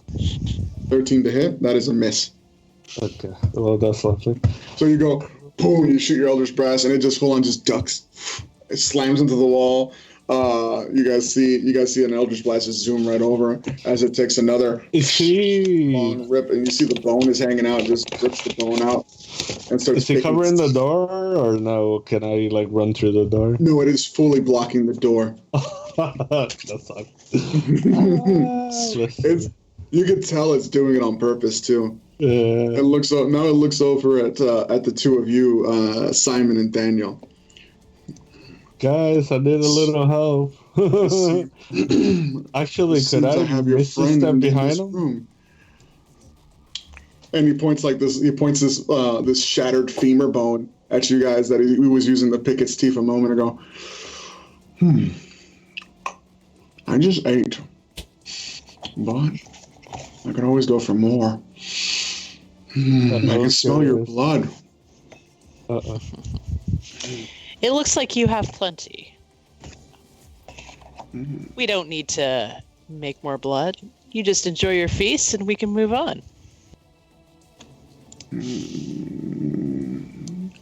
This one's clever. Most people I've encountered behave like this one. And he points over to Dr. Jackson. They call me Monster. It took me 3 people to figure out what monster meant. Oh, I seen plenty of monster. I know a monster when I see one. But you're the first one to try to talk to me. He licks his lips to get some of the blood off of its muzzle, but it just smears it more. And it's just dripping all this possibly pints of blood off of its fur around its face. I didn't think there were any more left on this floor. Were you folks the one in that one room that was locked? Aren't you smart? No, probably not. That wouldn't be us. Oh. We were at a private function. Private function. Hold on. Okay. A party. Yeah, that's right, parties. I'm starting to remember that one. It's so weird. I have memories. Every time I eat someone, I drink their blood, I remember a little bit more. Stuff about humans. I don't think I'm human anymore. Am I human? Kind of gets closer to you, Simon. Am I human? I'm not an expert, but I'd say no. No. I didn't think so. I think I might have been. It's weird. But I seem to find out more every time I eat somebody. He gets a little bit closer to you, Simon. He's now moved himself up to here. I wonder what I would find out if I were to take a bite out of you. I don't know very much. I don't think it tastes really good. You move behind him, Dr. Jackson? Oh, yeah. Mm-hmm. You can see he moves. He's got a tail. You can see he moves his tail in a fashion. His tail is actually also covered in the blood. He swings it back and forth in a fashion where he leaves a line, like an arc in front of you, kind of like letting you know, it's like, I know you're back there. Kind of like if you cross this line, it's going to be bad. Mm-hmm. What about you? And Simon's still in the kitchen, right? I know. Simon has actually moved completely back towards Daniel.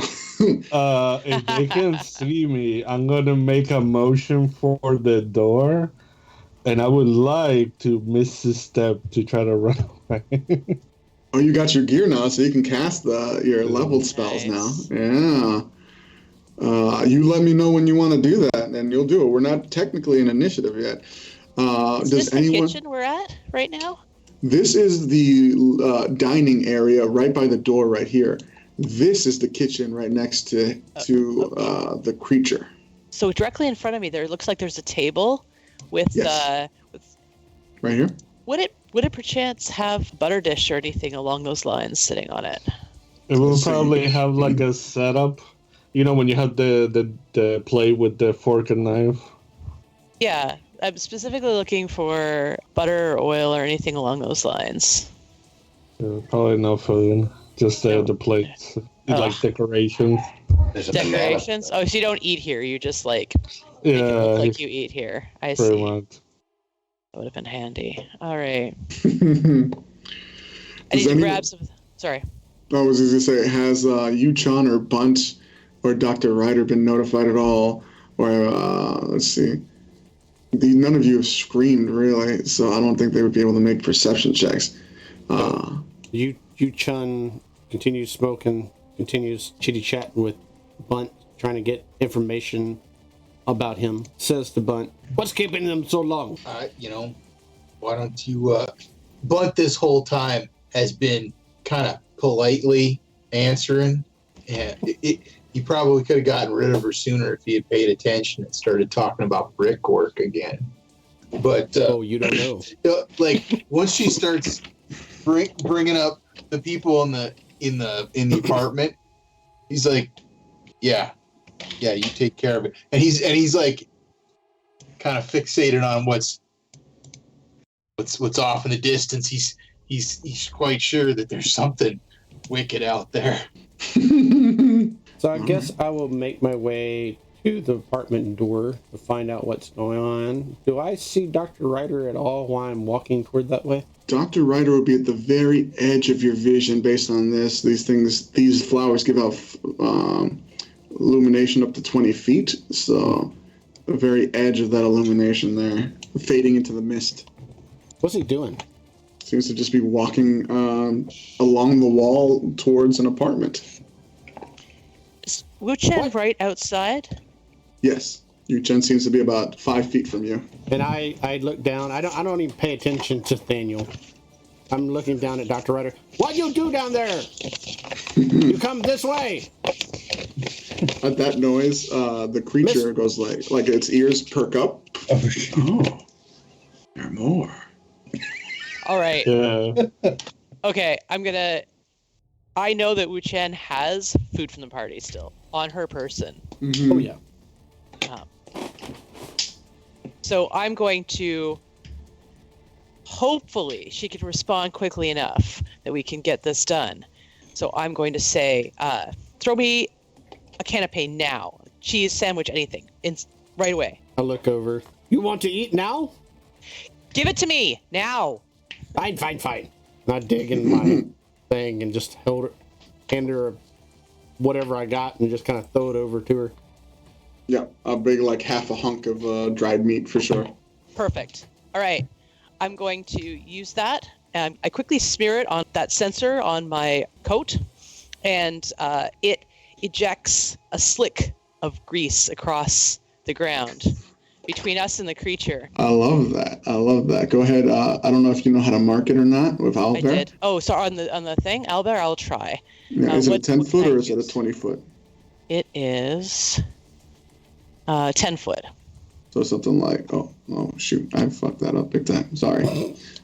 I meant to I use hope a it smells square. like delicious sausage. It probably does, yes. Something like that, right yes. there. Yes. So that area is greased. Yes. It kind of like the creature sees you do that. It's like, oh, what did you do? I felt something. I made you a snack. Enjoy. I felt something move in the air. It kind of like moves towards you, and unbeknownst that it will move. Oh no! Don't do that. Stupid owlbear. It will move into the grease. What happens when it steps into the grease? It needs to make a dexterity saving throw or fall prone. Oh, interesting. And that will end its turn. Oh. Oh, I did not roll well, but the total comes out to 13. So the save is a 13. So is that does the tie go to it? Yeah, tie goes to the person rolling, unfortunately. All right. Yeah. So yeah, you see it slip forward, but then like it's got these incredibly long limbs, and it shoots its limbs right over like Simon's head, and then it buries its claw into the wall over here and into the wall over here to perfectly like. Oh, you're gonna be delicious, and it goes to rush you, Daniel. Well, it has to get past Simon to get to me, but I'm gonna. Yeah, for sure. I gonna suck. Step outside of the apartment very quickly. Actually, yes, that is the plan. But actually, just realize this creature's dexterity is higher than all of you, so it goes first. Yes. Simon, you are in the way. Yeah, it's gonna do that. Let's see. Simon, any chance your AC is? Where are you at? 18? No, I don't have any armor even on right now, so no. No worries. You're gonna take 14 points of damage, and I need you to make a strength saving throw. 16 strength saving throw. Oh, that's really good. Got lucky on the dice. I have a +0, so. Okay, so you do not get flung halfway across the room, which is good for Daniel, but possibly bad for you, as it just basically with one claw goes to like swipe at you, and you can tell it's trying to like swipe and like throw you because it's got very little interest in you. But you resist somehow, even though strength is not your forte. And with your resistance, you see you've got its interest, and he's like, oh, maybe you lot will be more fun than the rest of this floor. And it goes to swipe at you again, Simon. That's a 19 to hit. Boom, another claw attack. That is 18 points of damage. Okay. How are you doing? And then how many? 18? 18, yeah. Over my HP. All right, so you have hit 0 HP. How far over did it go? Less than half, if that's what it was at. Okay, no worries. No worries then. You're officially at 0 HP, and any further hits will cause wounds onto you. Make another strength saving throw, though. 15. I believe 15 is... Yeah, that's exactly the number you need to hit, so you again resist. As it's fully like... And then, and I don't know how I'm like grabbing onto everything, like with my legs, with every, how like little kids like kind of like lock onto everything when you're trying to like take them away from something. I'm like locking onto everything and grabbing onto Daniel, whatever I can. I'm just like weaving my limbs through them so I can't get pulled away. Daniel and Dr. Jackson, you see the most incredible sight as this huge creature who is clearly like can rend the floor asunder, and Simon is just holding its own against the tide, even though it's clearly causing him immense damage. And it is just like mouth is salivating. And he's just quite the treat, and he goes to bite. He gets all 3 attacks against you. That's a nat 1. All right. You got so lucky. As it goes in for the final lunge, it lost all of its support because it was digging into the walls, and it slips on the grease. Boom! Hits the ground so hard, fully prone on the ground. And that is Simon, your turn. Sorry. As it's like scrabbling so quickly to get up, it's trying to eat you. Yeah, and like for a split second, Simon pulls those daggers out, and he's like looking down at it, and you realize, oh no. He turns around and he goes, Daniel, go! He pushes. I'm not looking at the map, so I'm not sure if Daniel's still on my way. Yeah. I'm not going to get in your way. You guys, you can move out of each other's way. Yeah, right away. Get out of here. Yeah. yeah, mechanically I could slip through anyway. So yeah, I just push through and I'm stumbling and I'm like full speed, you know, and you can't stop. Ah! You try to bunt, you just see a bloody Simon coming. I thought you were going inside for luggage. All right. That seems you running, full on running. Then next up is Yu Chun. You see Simon run out of there at full speed, and now you can actually probably see this creature's head like in front of Daniel, and exactly as described before. And so you get like based on your angle, you can see its head and its limbs scrabbling to get up and snapping at Daniel as it's trying to get up. It's like, oh, please run as fast as you can, as it's like scraping across the floor to get up. What are you doing, Yu-chan? Can I do maybe a run and grab and pull maneuver? Oh, yeah, for sure. You want to pull Daniel out? Yeah. Yeah, go ahead. You can drag them up to half your speed. Okay. So as long as they're not fighting you. I am going to grab Daniel, and at an angle, I'm going to whip Daniel around this way and pretty much drag Daniel with me this way, away from the door. Sure. And the whole time I'm dragging, where's the other doctor? Oh, yeah. All right. So as you say that, no one can see you, Dr. Ryder, because your stealth is so good. Unfortunately, the doctor seems to have disappeared into the mist at just the wrong time. With that, Yu-chan, you drag Daniel out half your speed away. So feel free to move both of your pieces up to, I don't know, whatever your speed is, half of it. Yeah, is it 5? What is it 5 feet each square? Yeah, each square is 5 feet. So while you're moving that, Ryder, 15. You hear Yu-chan yelling right here. for you, and if you were to look back, you can, at the edge of your vision, see Yu-chan kind of pulling Daniel out of the apartment, but you don't see like any of them to hurt. So what are you thinking, Ryder? I'm going to bonus action dash to my apartment. Let me open up your apartment for you, for sure. Let's see. He's a doctor. He's gonna get his tools first, for sure. Yeah, it's a makeshift office apartment. For sure. All right, go ahead and real quick roll a quick d20 for me. Tell me what you roll. No add-ons. 15. Oh, that is fantastic. Thank God. So with the 15, you open the door.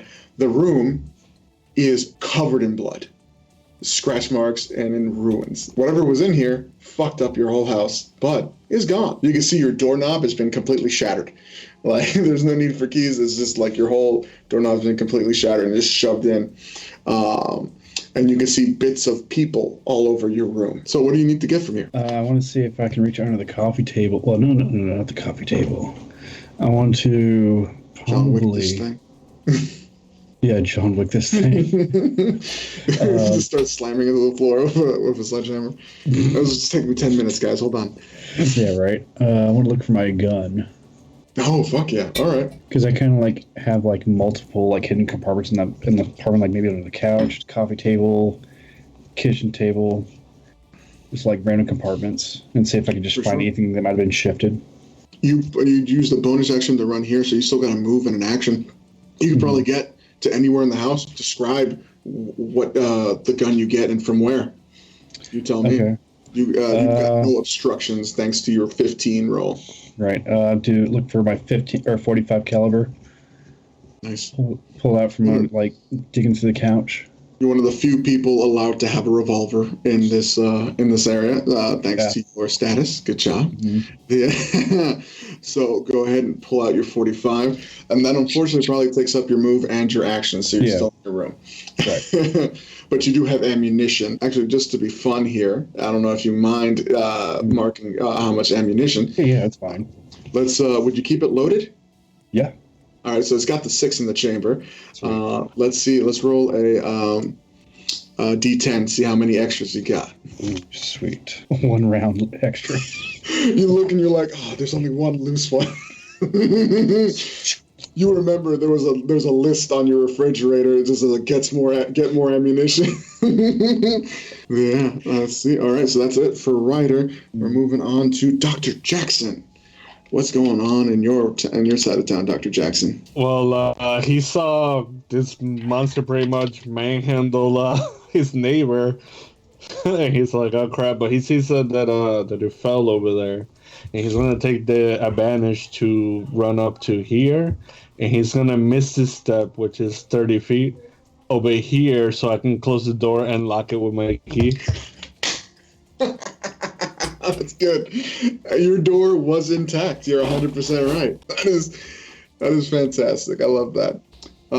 That was a bonus action and a free object interaction. You still have a move and an action. What do you want to do? So after that, I'm going to run over here and try to give Simon a hand, because my healing is a bonus action, so I'll have to do it next turn.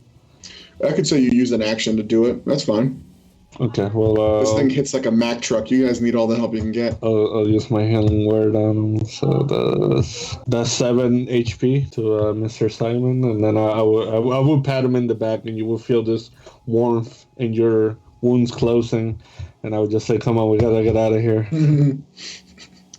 All those burst blood vessels healing up. All right, good job, Dr. Jackson. That was a fantastic round. Daniel, you've been dragged away from your door. That door has been shut and locked. What do you do? I'm completely content with this outcome. I don't know where our other party members gone, but I can see... you can see these guys here. Stuff. So I'm going to head back to gather with them, I think. I guess you hopefully will follow me, because I think staying together is probably our best bet at this point in time. And is this like indicating the mist that's up ahead of us, so we can't see past into here?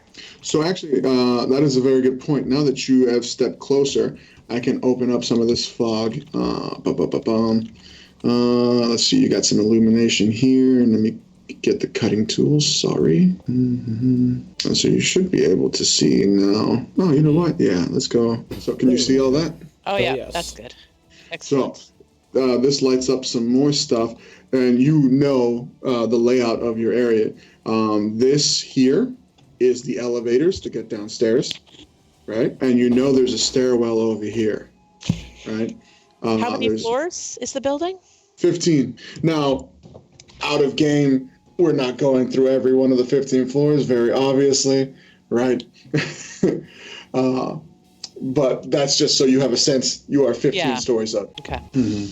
I would not trust the elevators right now. So I believe you still have some movement if you wanted to continue, or do you want to wait and gather or rally? No, I think I'm willing to sort of lead the way. We're not on the roof, right? This is still an enclosed space. Still an enclosed space. You're just the top floor. I'm still doing pretty good. I'm willing to be sort of out in front and helping scout the way, hoping everyone else will follow me. I have no idea what happened to the other doctor. So I'm not even worrying about it right now. I'm like, oh, okay, someone else is gone. Well, that's what happens when you're surrounded by monsters. So yeah, I think that's my full movement. And I'm going to cast, well, if we don't have anything else out here, let's just see. I'm going to actually get the knives ready. That can be my other action. I was given a package full of knives, so I'm presently pocketing them into convenient locations. All right. All on my person, so that I can access them easily. Bunt, you're up. So Bunt like sees all this stuff burst out of the door, and he kind of abruptly, turns towards it with his rolling pin, realizes that the door is shut, but then he's like, oh, well, that thing was huge. So that planter right in front of him, is that movable? Could I try to shove it across the hallway in front of the door? You've never tried, but you think you might be able to. I'm going for it. That seems like the correct thing. Battlefield fortifications. Go ahead and make a strength roll, or athletics if you're proficient. I am proficient. That's exactly my bag, dude. My idiom. 17. 17 is fantastic. Now, I need you to do me a favor. And let me see, I'm just going to move since I can't move that because I did not follow Dave's advice and make that a movable object, I'm just going to mark it right here as the blue square. As you moved it, let's move you right in front of it. Now, Bunt, I need you. You just shoved it up there with all your strength, yeah? Yep, yeah. Roll a dex saving throw. 16. Oh, that's really good. You're only going to take half. Let's see. 3 points of fire damage. As you slam into it, low tackle, boom, boom, boom, boom, slam it into the wall. And the force of it hitting the wall makes it let loose all this pollen that and it erupts. And as it falls and touches your skin, starts to burn. Burn like a motherfucker. This is not supposed to happen. These things do not do that. As you pull away, you and you manage to get away with minimal damage, thankfully. But at a defense, if that thing plows through there, it's going to get the same thing. Ouch. So how much damage did you say I took? 3 after the half. 3. And we still had those temporary hit points, right, from before? Yeah. Uh-huh. Yeah, that's 7. Okay. I kind of brushed that off, and I'm like, God, curses. Right. I'm going to say that's just part of your movement. You've used 10 feet of movement. Did you want to go anywhere else? Man, everybody went down the hallway, or it was just the doctor. I don't even know where the heck he went. Yeah, you didn't even see. And Simon is messed up, right? Like Simon is looking rough. Yeah. So I'm gonna run back over there, and like if he's okay, I'm gonna try to just bodily pick him up and like get her. You know what I mean? Like just fireman carry. Yeah, just fireman carry this guy. Yeah. Yeah, that's totally fine. Make an athletics check again, which of course you're a champ at. That time it was a 14. I would say that's just enough. Yeah, to right. I mean, assuming that he's okay with this, right? Like I'm not. No, he's you not. Want fighting. the help? He's not fighting it. This was a sudden and brutal abuse. Okay. Go ahead and move yourself and Simon the remainder of your movement, for sure. So that was like 5, 10, 15, 20, 25, which is not much, actually, that 30, right? Yeah, not much, yeah. Okay, well, I pick him up and we start heading around the corner. All right, that's better than nothing, for sure. All right, now we're back up to the top, and unfortunately, that means the beastie. Do I have to roll to get out of this grease thing? How does grease work? Every round? Let me just double check here. Hold on. So few people actually use grease in my experience. I know, but it seemed like a good thing for this kind of environment. Honestly, it worked out very well. It did, yeah. So if it enters the area or ends its turn there, it must succeed on a dexterity throw or fall prone. So okay. It's not ending its turn. It's not there. entering or ending its turn. So I guess it can get up, but then as it moves over it, all right. All right, so it scrambles, it fully plants its like claws into the floor, and you can hear the slam as the door basically explodes because it rolled a strength check, and it did great. And now needs to make a dexterity check against the explode. Grease is flammable, isn't it? Yes. I would imagine so. It's within 10, that corner of that grease is within 10 feet of that flower. That's great. Please, I believe there's a section of grease that says it is flammable. If it's got rules on how much damage it does, please let me know. It does not actually say anything about it being flammable. No, really, that's odd. DM discretion. It's just slick grease, but like, hey, flavor. Hey, for sure, I love it. I'm going to give you as many advantages as I can. It actually failed its dexterity save, which is insane. I rolled a 5 on the die. So I'm going to say it does double fire damage now because of the grease, all right? So instead of 2d6, it's going to do 4d6 fire damage. That's how much I like you guys. 8. It's because it was synthesized sausage. 12. Yes, exactly. It came from, Yu Chung's pocket. That is 15 That's points right. of that is 15 points of fire damage. That is as it just erupts through the door. That plotted flower literally goes flying across the floor, slams into the wall on this side, right? Just leaving a streak of these those burning pollen. Just everyone hears that for sure. Dr. Ryder down a few rooms down definitely hears that. And it just erupts. It's used up about 20 feet of its movement, all said and told so far. Now this is the hunt I was looking for. It looks around, looks to its left. Yu-chan is a bit closer than Dr. Jackson. So, Yu-chan, you're target number 1. As it does that, like it rounds the corner, it does that dog scrabble thing to get at you. Let's see here. It's going to make the full. That is a 24 to hit you for 1. Yep. AC 22. AC 15. All right. Let's see here, but I can't. Jesus, and that 1 on the bite attack again. Yeah, that's very frustrating. It's my heavy hit. Between the 2 attacks, you take 24 points of slashing damage. Wow. Yeah. As it rounds the corner, does that like scrabble thing, and then like brings its 2 hands, cuts down across you, and it goes to snap a bite at you. But all that burning damage and the pollen on the floor, it just slips again. It's so frustrated. It's so angry. This nice, clean marble floor. It slips on the blood of one of the people it killed earlier. Like those pools of blood I told you about. It slips on that. Yeah, and is not happy. Actually, you look at its face, it's smiling, even though it's not getting the results it wants. It is happy to be on the hunt. And it's going to actually 20 feet, 25, 30. It's going to keep itself right there, kind of like trying to cut you off from the rest of the group there. That is its turn. Simon, you are being bodily carried. Yeah, and gives me a moment to think, and I say to them, we can't fight this thing. It's massive. Listen. Is there a way to drop the elevator down the shaft so that there's just a big hole in the floor? Maybe we can try to get it to fall down that. That's the best chance we have. We can't hit this thing with kitchen knives.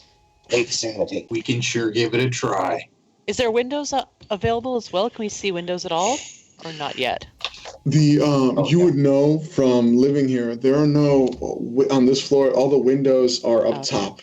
Okay. And some of the rooms on the outside wall have windows that aim out. But as far as you can see, all the windows that you have seen have been covered in this like fleshy root system. Yeah. Okay. So am I familiar enough with the elevator system to know if it's the type of elevators, like nowadays you can't do it, but, or at least I don't know, I wouldn't know how to do it. But I feel like in old movies, they used to like drop the elevator down and then pull open the door and then you look down and there'd just be a shaft. Yeah, that is, you are an architectural, savant, but like you're incredibly well versed in these things.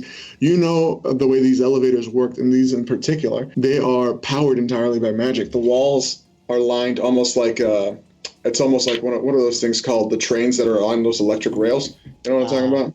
Yeah, it's almost like a trolley, right? Where it's got a levitation spell to make it go up and down as they're in speed. So if you were to cut that off, right, that shit would just drop down to floor 1. Excellent. Let's make our way over there. We can rig something. Like I said, I don't want to go run over there and start hitting it with this knife when I'm pulled up like this. Like a steak knife. I'll let him down if he wants to run away, but otherwise I'll carry him where we're going. I just don't know where you're going, so I'm just saying this. If we're gonna go to the elevators, I mean, that's where I want to go. Yeah, elevator's fine. Yeah, go ahead and move your own piece over there. But actually, all of you get to go now since it's only one big bad guy. So, Bunt, if that's what you're gonna do, you can move yourself over there as well. I'm just going in order. Simon, go ahead and move yourself your full 60 feet if you're gonna take a double action. I will. Actually, maybe even 90 if if you're a rogue. I'm not sure. Yeah. But either way, we're here. Yu-chan. Yes. Tap his shoulder to be let down. Mm-hmm. Yu-chan, you're facing down the beastie. By the way. What's that? I'm still here. I'm going to start that process on my turn. I'm going to start cutting the thing so we can actually start. Yeah, because it would have taken you basically a double move to get up there no matter what, right? Yeah. Well, actually, he did the running, so I got there. Yeah. Oh, actually, if you did a move and a bonus action dash, you would still have an action. And I would still have that, yeah. So you could do something on your turn right now. If you wanted to assess how this thing, you're trying to like find an access panel, start to... yeah, that's exactly. I want to pry open some door and start hitting wires and spell Give me a thieves tool proficiency. I'm guessing that's what you're using, yeah? That would make the most sense, yeah. Yeah, either that or a straight Arcana. So it would be a... I was going to say, would you have your thieves tools on you? I haven't gone to my... No. So let's go ahead, roll with your proficiency, but treat it like you got Bane. So roll a d4 and minus that from your roll. You're going to use the steak knife to do this. Yeah. It's like you're using the steak knife to unscrew the little panel as a giant beast is ripping it through like all your companions. That'll be a total of 12 done. Oh, wait, 12. I have double proficiency with my... Oh, do I apply that or no? Yeah, apply your if you got double proficiency, go ahead and apply that. Then it's 14. 14, that is much better. All right. That's 14. That is actually very good. The DC I have on this sheet is a 13. All right. We'll get to that at the start of the next round, all right? Yu Chun, this beastie just came in, fucked you up. What are you doing? How much did the fire affect the beast? Seems to... You see it's burning away at some of its like fur and stuff like that. It seems very unconcerned. Okay. So maybe resistant to it? No, not like that. Mm-mm. Okay. Just not enough hit point damage to really matter. Okay. As long as it's the resistance. So with that, she's bloodied, she's bruised, she's got 5 hit points left. She's still got the lit cigarette halfway smoking, looks all mean looking at him, and goes, huh! And when she does that, the bluish, reddish, whitish tattoos flare up into her hands, and she goes in for a hit many times over. I'm doing Draconic hit and Draconic strike with the tattoos, and I'm doing fire damage. Oh, very cool. All right. Yeah, those are all attack rolls on your part. Go for it. Yeah, probably the first one definitely horribly misses. So I rolled an 8. You're looking for a 15. Tell me if you hit a 15 or higher. 15 or higher. Okay, so I'm going to do Flurry of Blows after that. Mm-hmm. So 17. 17 for sure. And no, just 1 hit. Oh, that sucks. I know. Yeah. All right, roll your damage. Wait, Flurry of Blows is just my attack, right? Oh, no. Yeah, okay. Crap. So 4 points of fire damage. 4 points of fire damage. All right. As you go, you take a bunch of strikes at it. Mm-hmm. Yeah. No, go ahead, because that was my bonus action, so never mind. Yeah. No, you're taking a bunch of strikes at it. You're trying to take it out, but you just see it's so fast. You're just like, but you do manage to pop it in the snout. You know, fire comes up. It just kind of looks at you and smiles, and it's like hollow lantern eyes are staring at you. You still got move. I don't know if you want to try to move or not. Oh no, I ain't moving. You're standing your ground, taking the big stance. All right. Miss Dr. Ryder. Sorry, I almost forgot the doctor in your name. Dr. Ryder. What are you doing on the other side of the building? Going to dash out the room, bonus action to dash, and then 40 feet up to here. And is there a skylight above the creature?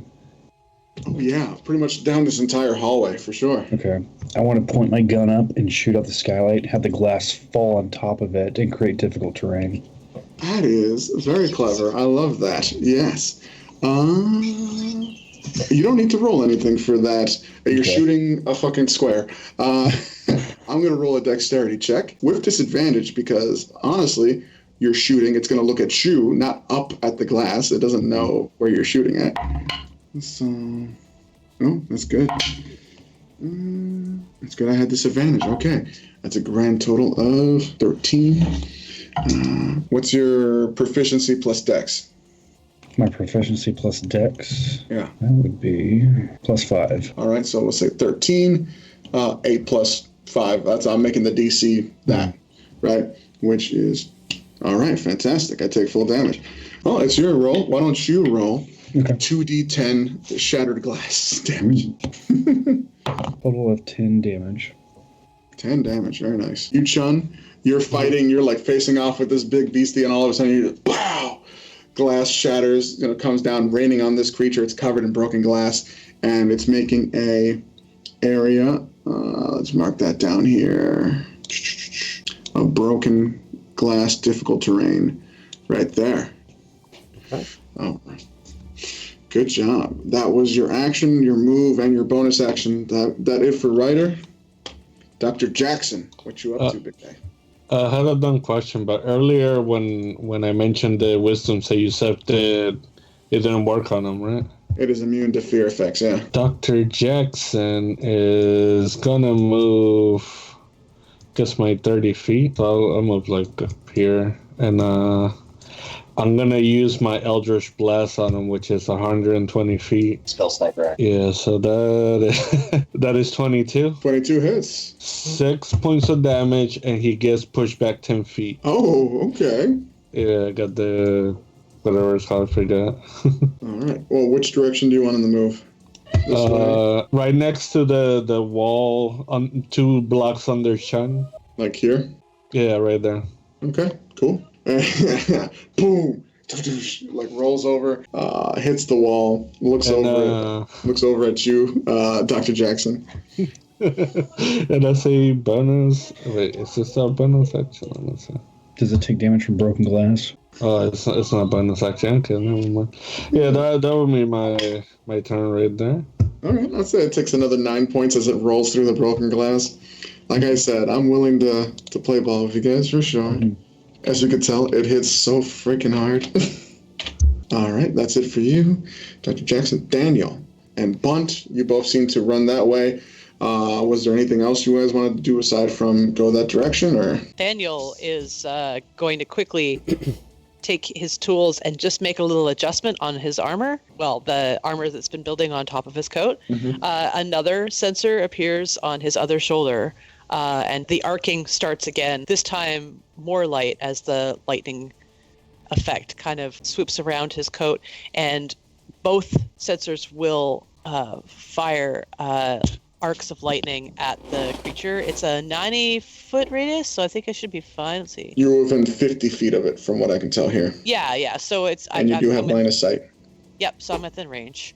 Yep. So, yeah, it should be... I'll roll for those. Attack. It's a separate attack roll for each one. Yep. While you're rolling that, Bunt, were you doing anything, Bunt? Bunt is there right along with Simon. Like, Bunt has no idea what's going on, but he's like, what can I do? Show me what to break. For sure. All right. So I rolled my attacks. It was an 18 and a 16. They both hit. All right. Just barely for the 16, but you got it. Okay, so 5 and a 6 on those. So 11 total. 11 points of damage, okay. All right, good job. Bunt. So you would know that the doors, it seems like the doors to this elevator has started to get some of these growths on it. And I think, you would clearly understand if you're trying to open the door, these things need to be moved out of the way. Right on. Yeah, I'm just gonna start ripping stuff off the door, just bodily strength in it. Yeah, go ahead. Full on athletics. I know you got it. Yeah. Just Sam, just one thing. One of them actually should have done an extra D6 on that. So roll it. That's another 6. Nice. I get it. I get to add 6 to that. Is that what you said? No. Yes. No. 6 to the damage I did. To your damage. Additional. Sorry, so 17. Total. Some other thing. Yeah, it will be sad what I am rolling and getting a total of 9.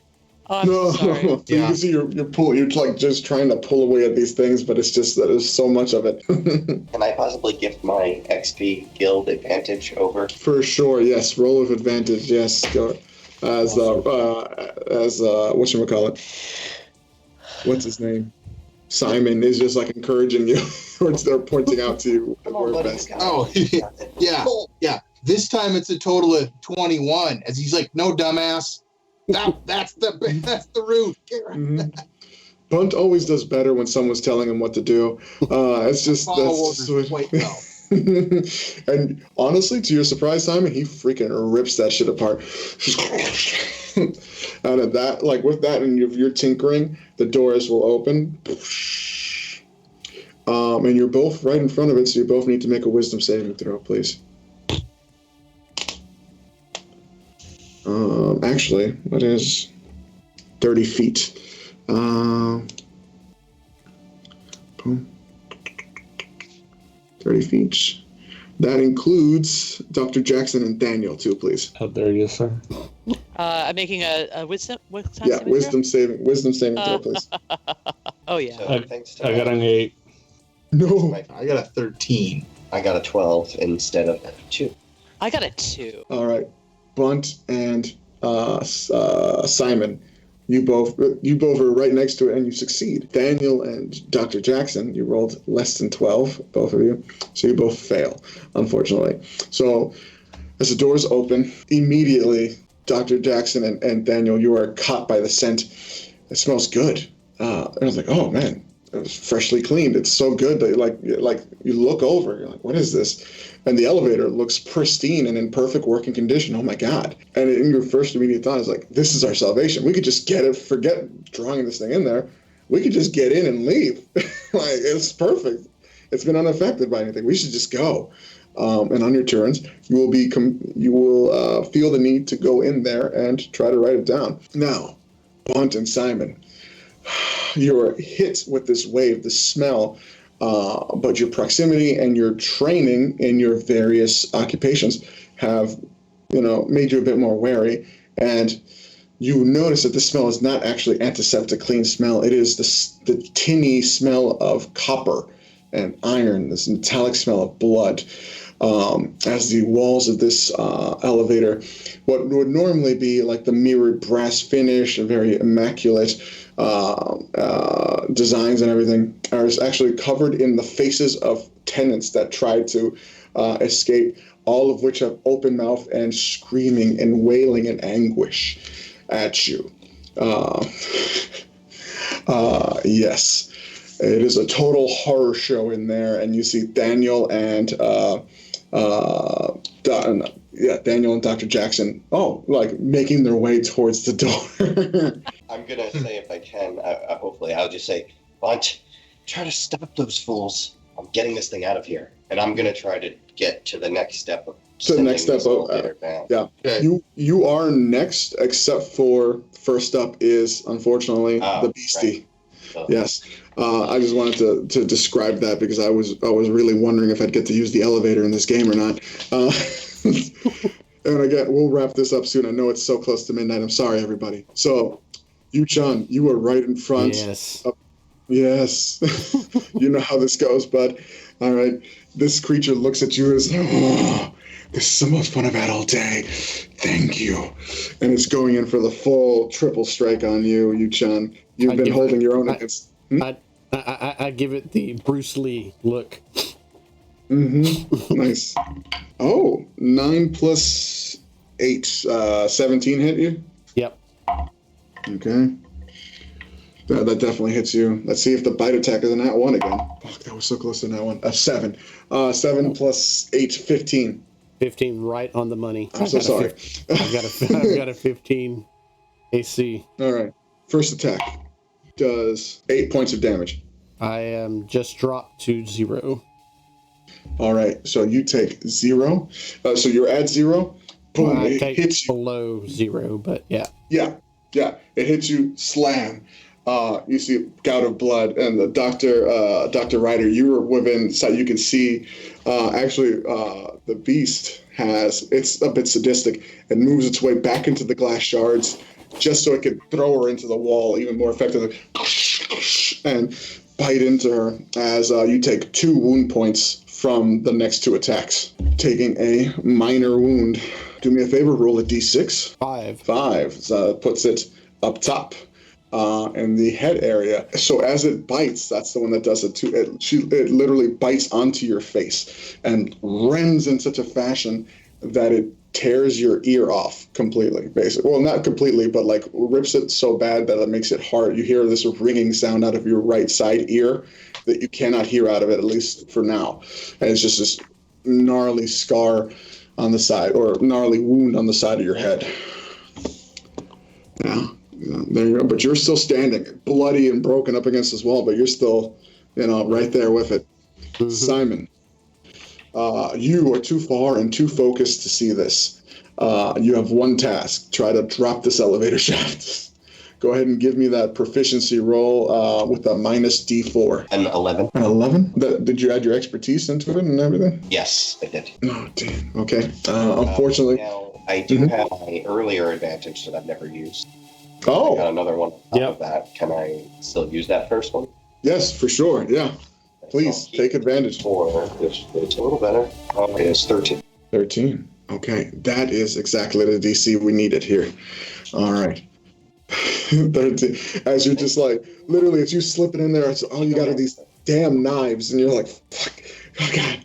You see some wires. You cut one. There's like magical sparks, and you're like, oh no. You put on so you get some of those wraps. You wrap your hands so you don't hurt yourself. You tie them together. Okay, and then you're like, okay, and magical sparks. And Bunt, you're by the door. You're kind of like posting yourself up to prevent these guys from coming. And Daniel and Dr. Jackson, you guys are like, oh, let's get to the door. And then all of a sudden, that perfect elevator just drops, making that sinking feeling. There's your escape route, just gone.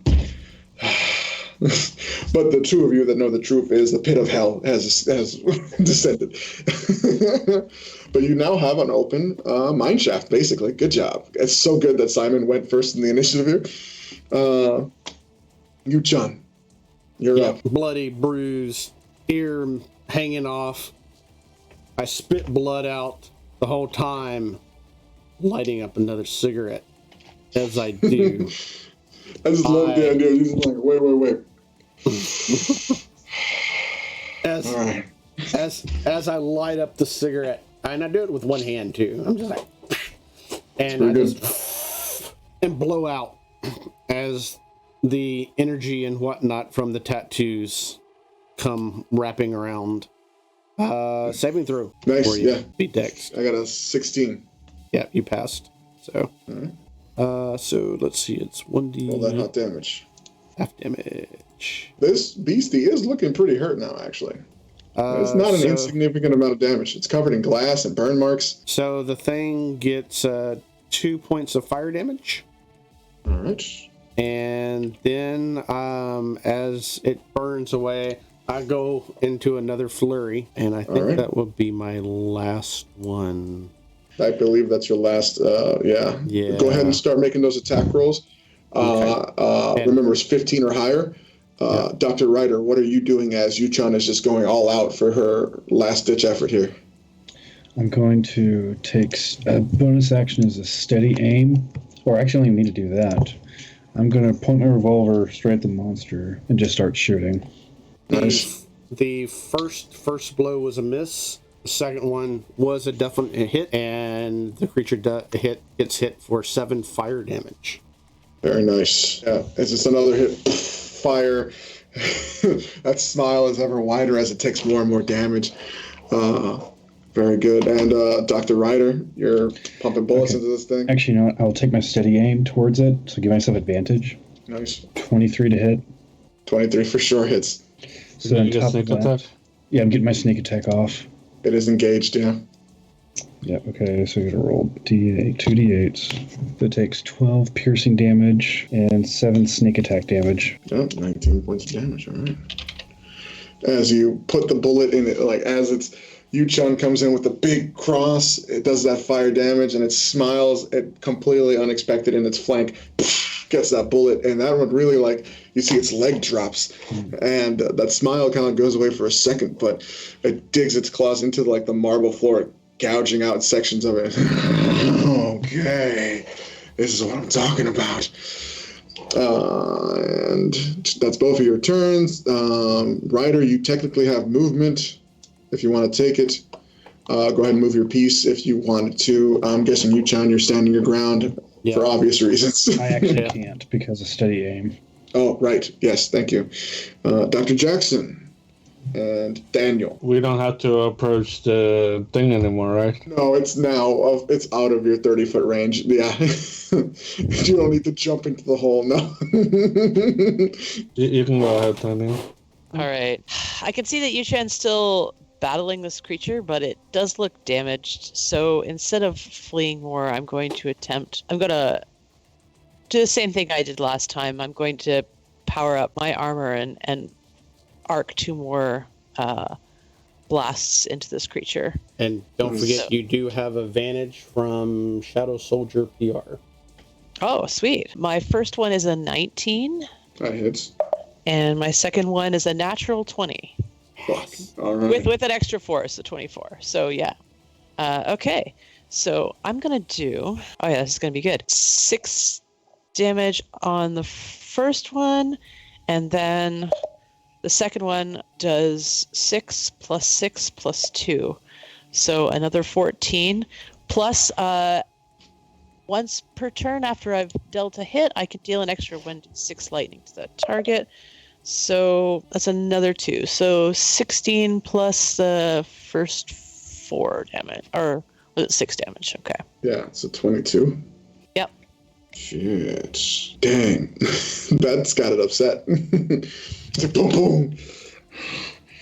All right. Looks like I've got its attention. Just so not dead, Jesus.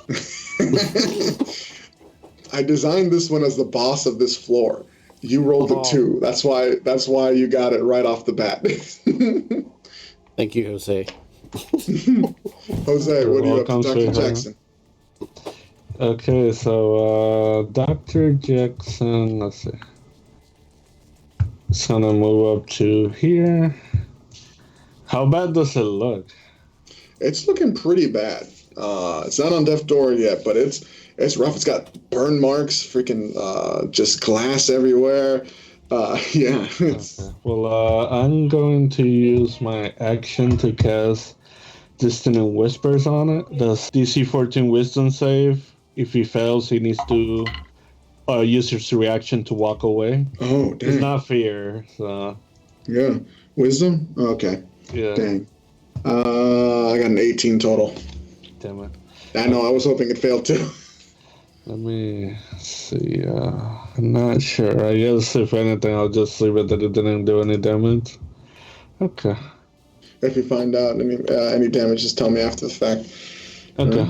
All right. What were you trying to figure out, Jose? Dissonant Whispers. If they pass the wisdom thing, does it still do damage or not? That's what I was trying to figure out. They take half. On a successful save, the target takes half as much damage and doesn't have to move away. Okay, cool.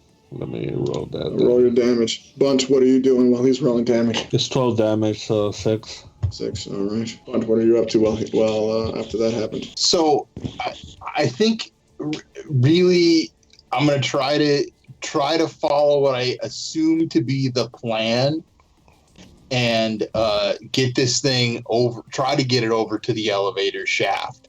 Mm-hmm. So I guess I'm like going to run over here and try to taunt it. Roll either performance or intimidation here. You know, believe it or not, I actually my charisma is for shit, but I have intimidation as a skill, so we're going with that. 19. Dang, with a +1, I got a 19. Buddy, you did so good. I just rolled insight against your intimidation. Thank God you rolled so high, man. You're the end of the round. Okay. I'm the top of the round. You know what? He looks over at you, Yu-Chun. You and me, we're going to go for a ride. And he's basically going to try to throw you at Bunt. So do me a favor. I'm gonna roll my attack roll, and then I need you to roll a strength saving throw if I succeed. Okay? Strength saving throw. Yeah. Yeah, that definitely hits. I rolled a 19 on the die. Strength saving throw, please. Oh, unless you just want to get thrown. Yeah. Can I? So if I get thrown, Could I use my acrobatics to parkour this shit? Go right ahead. For Okay. sure. Okay. So yeah, I'm gonna kind of go. Be like water, my friend. Be like water. So Try to catch you. Roll acrobatics for sure. And, 19. 19 is very good. All right. All right. I'm going to say we're going to try to wrap this up in like the next 5 minutes. All right. With this, you know what? We can go a little bit more narrative here. You guys have had a pretty good setup to draw the creature straight towards you. It's going right now. It is for sure running in your direction. You've rolled acrobatics. Blunt, roll dexterity save. It's just plowing right through you, basically. Got a full 100 feet of movement. Let's see here. Oh, that is well within its reach. That's fantastic. Okay. Blunt, what did you get for your dex? Got a 21. That is amazing. Good job. All right. Daniel, you're in the way, unfortunately. So you need to make a dexterity save. Actually, make a Simon and Daniel. You both have the same goal. Make either intimidation or persuasion checks or performance checks, whichever one is in your. Yeah. Good night. And my end goal is to use my acrobatics to hopefully jump over him or flip over him and let him fall without me dying. But if I fail, I'll just die too. 20. I did 20 out of performance check. Oh, that's very good. Finish what you started, but 11. 11. Roll dexterity save, please. Daniel, also roll dexterity save. 22. Oh, 22. Jeez. 17. 17. Okay. You both take half damage. All right. Petra, your character takes. I rolled really low. 6 down to 3. Yeah, 3 damage after the reduction. 5. You're taking 9 points of damage, Simon. Half, so 5. Why are you trying to kill poor Simon, man? Are you still up? I mean, Yeah, you would be. All right. Yeah, I got 7. And you got a 22 dexterity. You do successfully move out of the way. I get 1. I rolled a 6 on the dice, plus 5 for dex. That makes 11. Which, as you've all seen, that the DC for this, every DC for this elevator was 13. It does not meet that 13. So literally, you guys fight this thing, have all these plans going on. You finally get that elevator shaft open. You guys get it so angry, it throws you, Chun, over and just rushes in a straight line. And it's everyone in its way just moved, just sidestepped this creature. And it is so close to, it's just so close to like a blood frenzy. It just keeps going, plows through the furniture. Daniel gets knocked over, but still pretty much fine, didn't get thrown into the plant. Simon, with the last bit of your energy, just fluidly move out of the way as this thing slips on the marble floor, slams its hand on the floor to try to grab, and it just leaves this huge gouge mark as it's just like hands spinning as it's falling down the shaft into darkness. And you guys survived the top floor of the Meridian Heights. Good job. Yay. Holy crap, guys. Despite my best efforts, I did not murder any of you. Almost. That was rough, man. That was close. Yes. It's very Nice. close. Yeah. I was about to start I thought busting you out were going to healing. eat you, John. I think this one shot just became a one level every few weeks. Honestly, yes, I do have. We could go the whole way. I had 2 other floors planned. I was just like, it's cool, we'll do this. We'll do the stairwell because you guys would have had to take the stairwell because obviously the elevator was a mimic. Well, we'll discuss this after the fact. There are still people watching. Yeah. Hey, everybody. Thanks for sticking around. We did not make this a one-shot despite my very best efforts. Sorry. That's just how it goes sometimes. I've been Sam, the DM or property manager for this game. And these have been all my players. We'll do a quick say your name and say a good night. Start with Jose. Hey everybody, my name's Jose, Shadow Soldier PR on Twitch, and I was playing Dr. Jackson. Hey man, that was a lot of fun. Definitely love that bad guy and your little blood thing. Definitely can win until next time. See you guys later. I'll pass it to Rory. Yeah, that was a ton of fun, Sam. I like these horror games. I was playing Simon Lupin, modeled after our son Lupin. He's a cat burglar in disguise, having a really interesting night, and I will pass it over to Petra. I'm Petra, and this is great. Actually, I love make it or die adventure games, so this is exactly what I was in the mood for tonight. Nothing to report right now. I have lots of stuff on the go, but I'm sure you'll see me around on Facebook and Twitter. And who have we not got yet? Nathan? I'll take it. All right. Well, I'm Nathan, and I have been playing Bunt, who I've been thoroughly enjoying. I think I feel like there's some diehard connection between John Bunthoven and throwing somebody down an elevator shaft. I don't know. I want to put his giant body through some ventilation tunnels or something. So it's been fun. I totally dig this, and I want to hug some more monsters. I will chuck that over to Brad if he's still here. Brad is presently had to leave, folks. Brad does look like he's still here, but that's due to my technical stuff.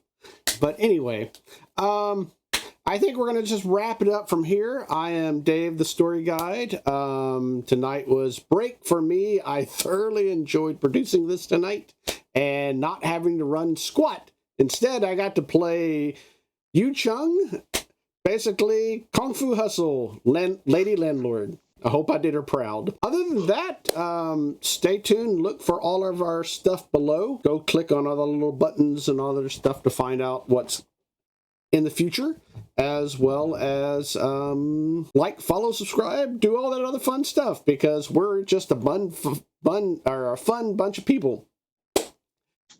Thank you so much, Sam, for stepping up for doing this one shot. It was a pleasure, and I am going to constantly pester him from now on to make this a continuing thing, because we all survived. So let's do it again, shall we? No worries. I'll come back and I'll fix that. So with that, I think it's time, good old XP Guild, to say bye-bye, watchers, and good night. Bye.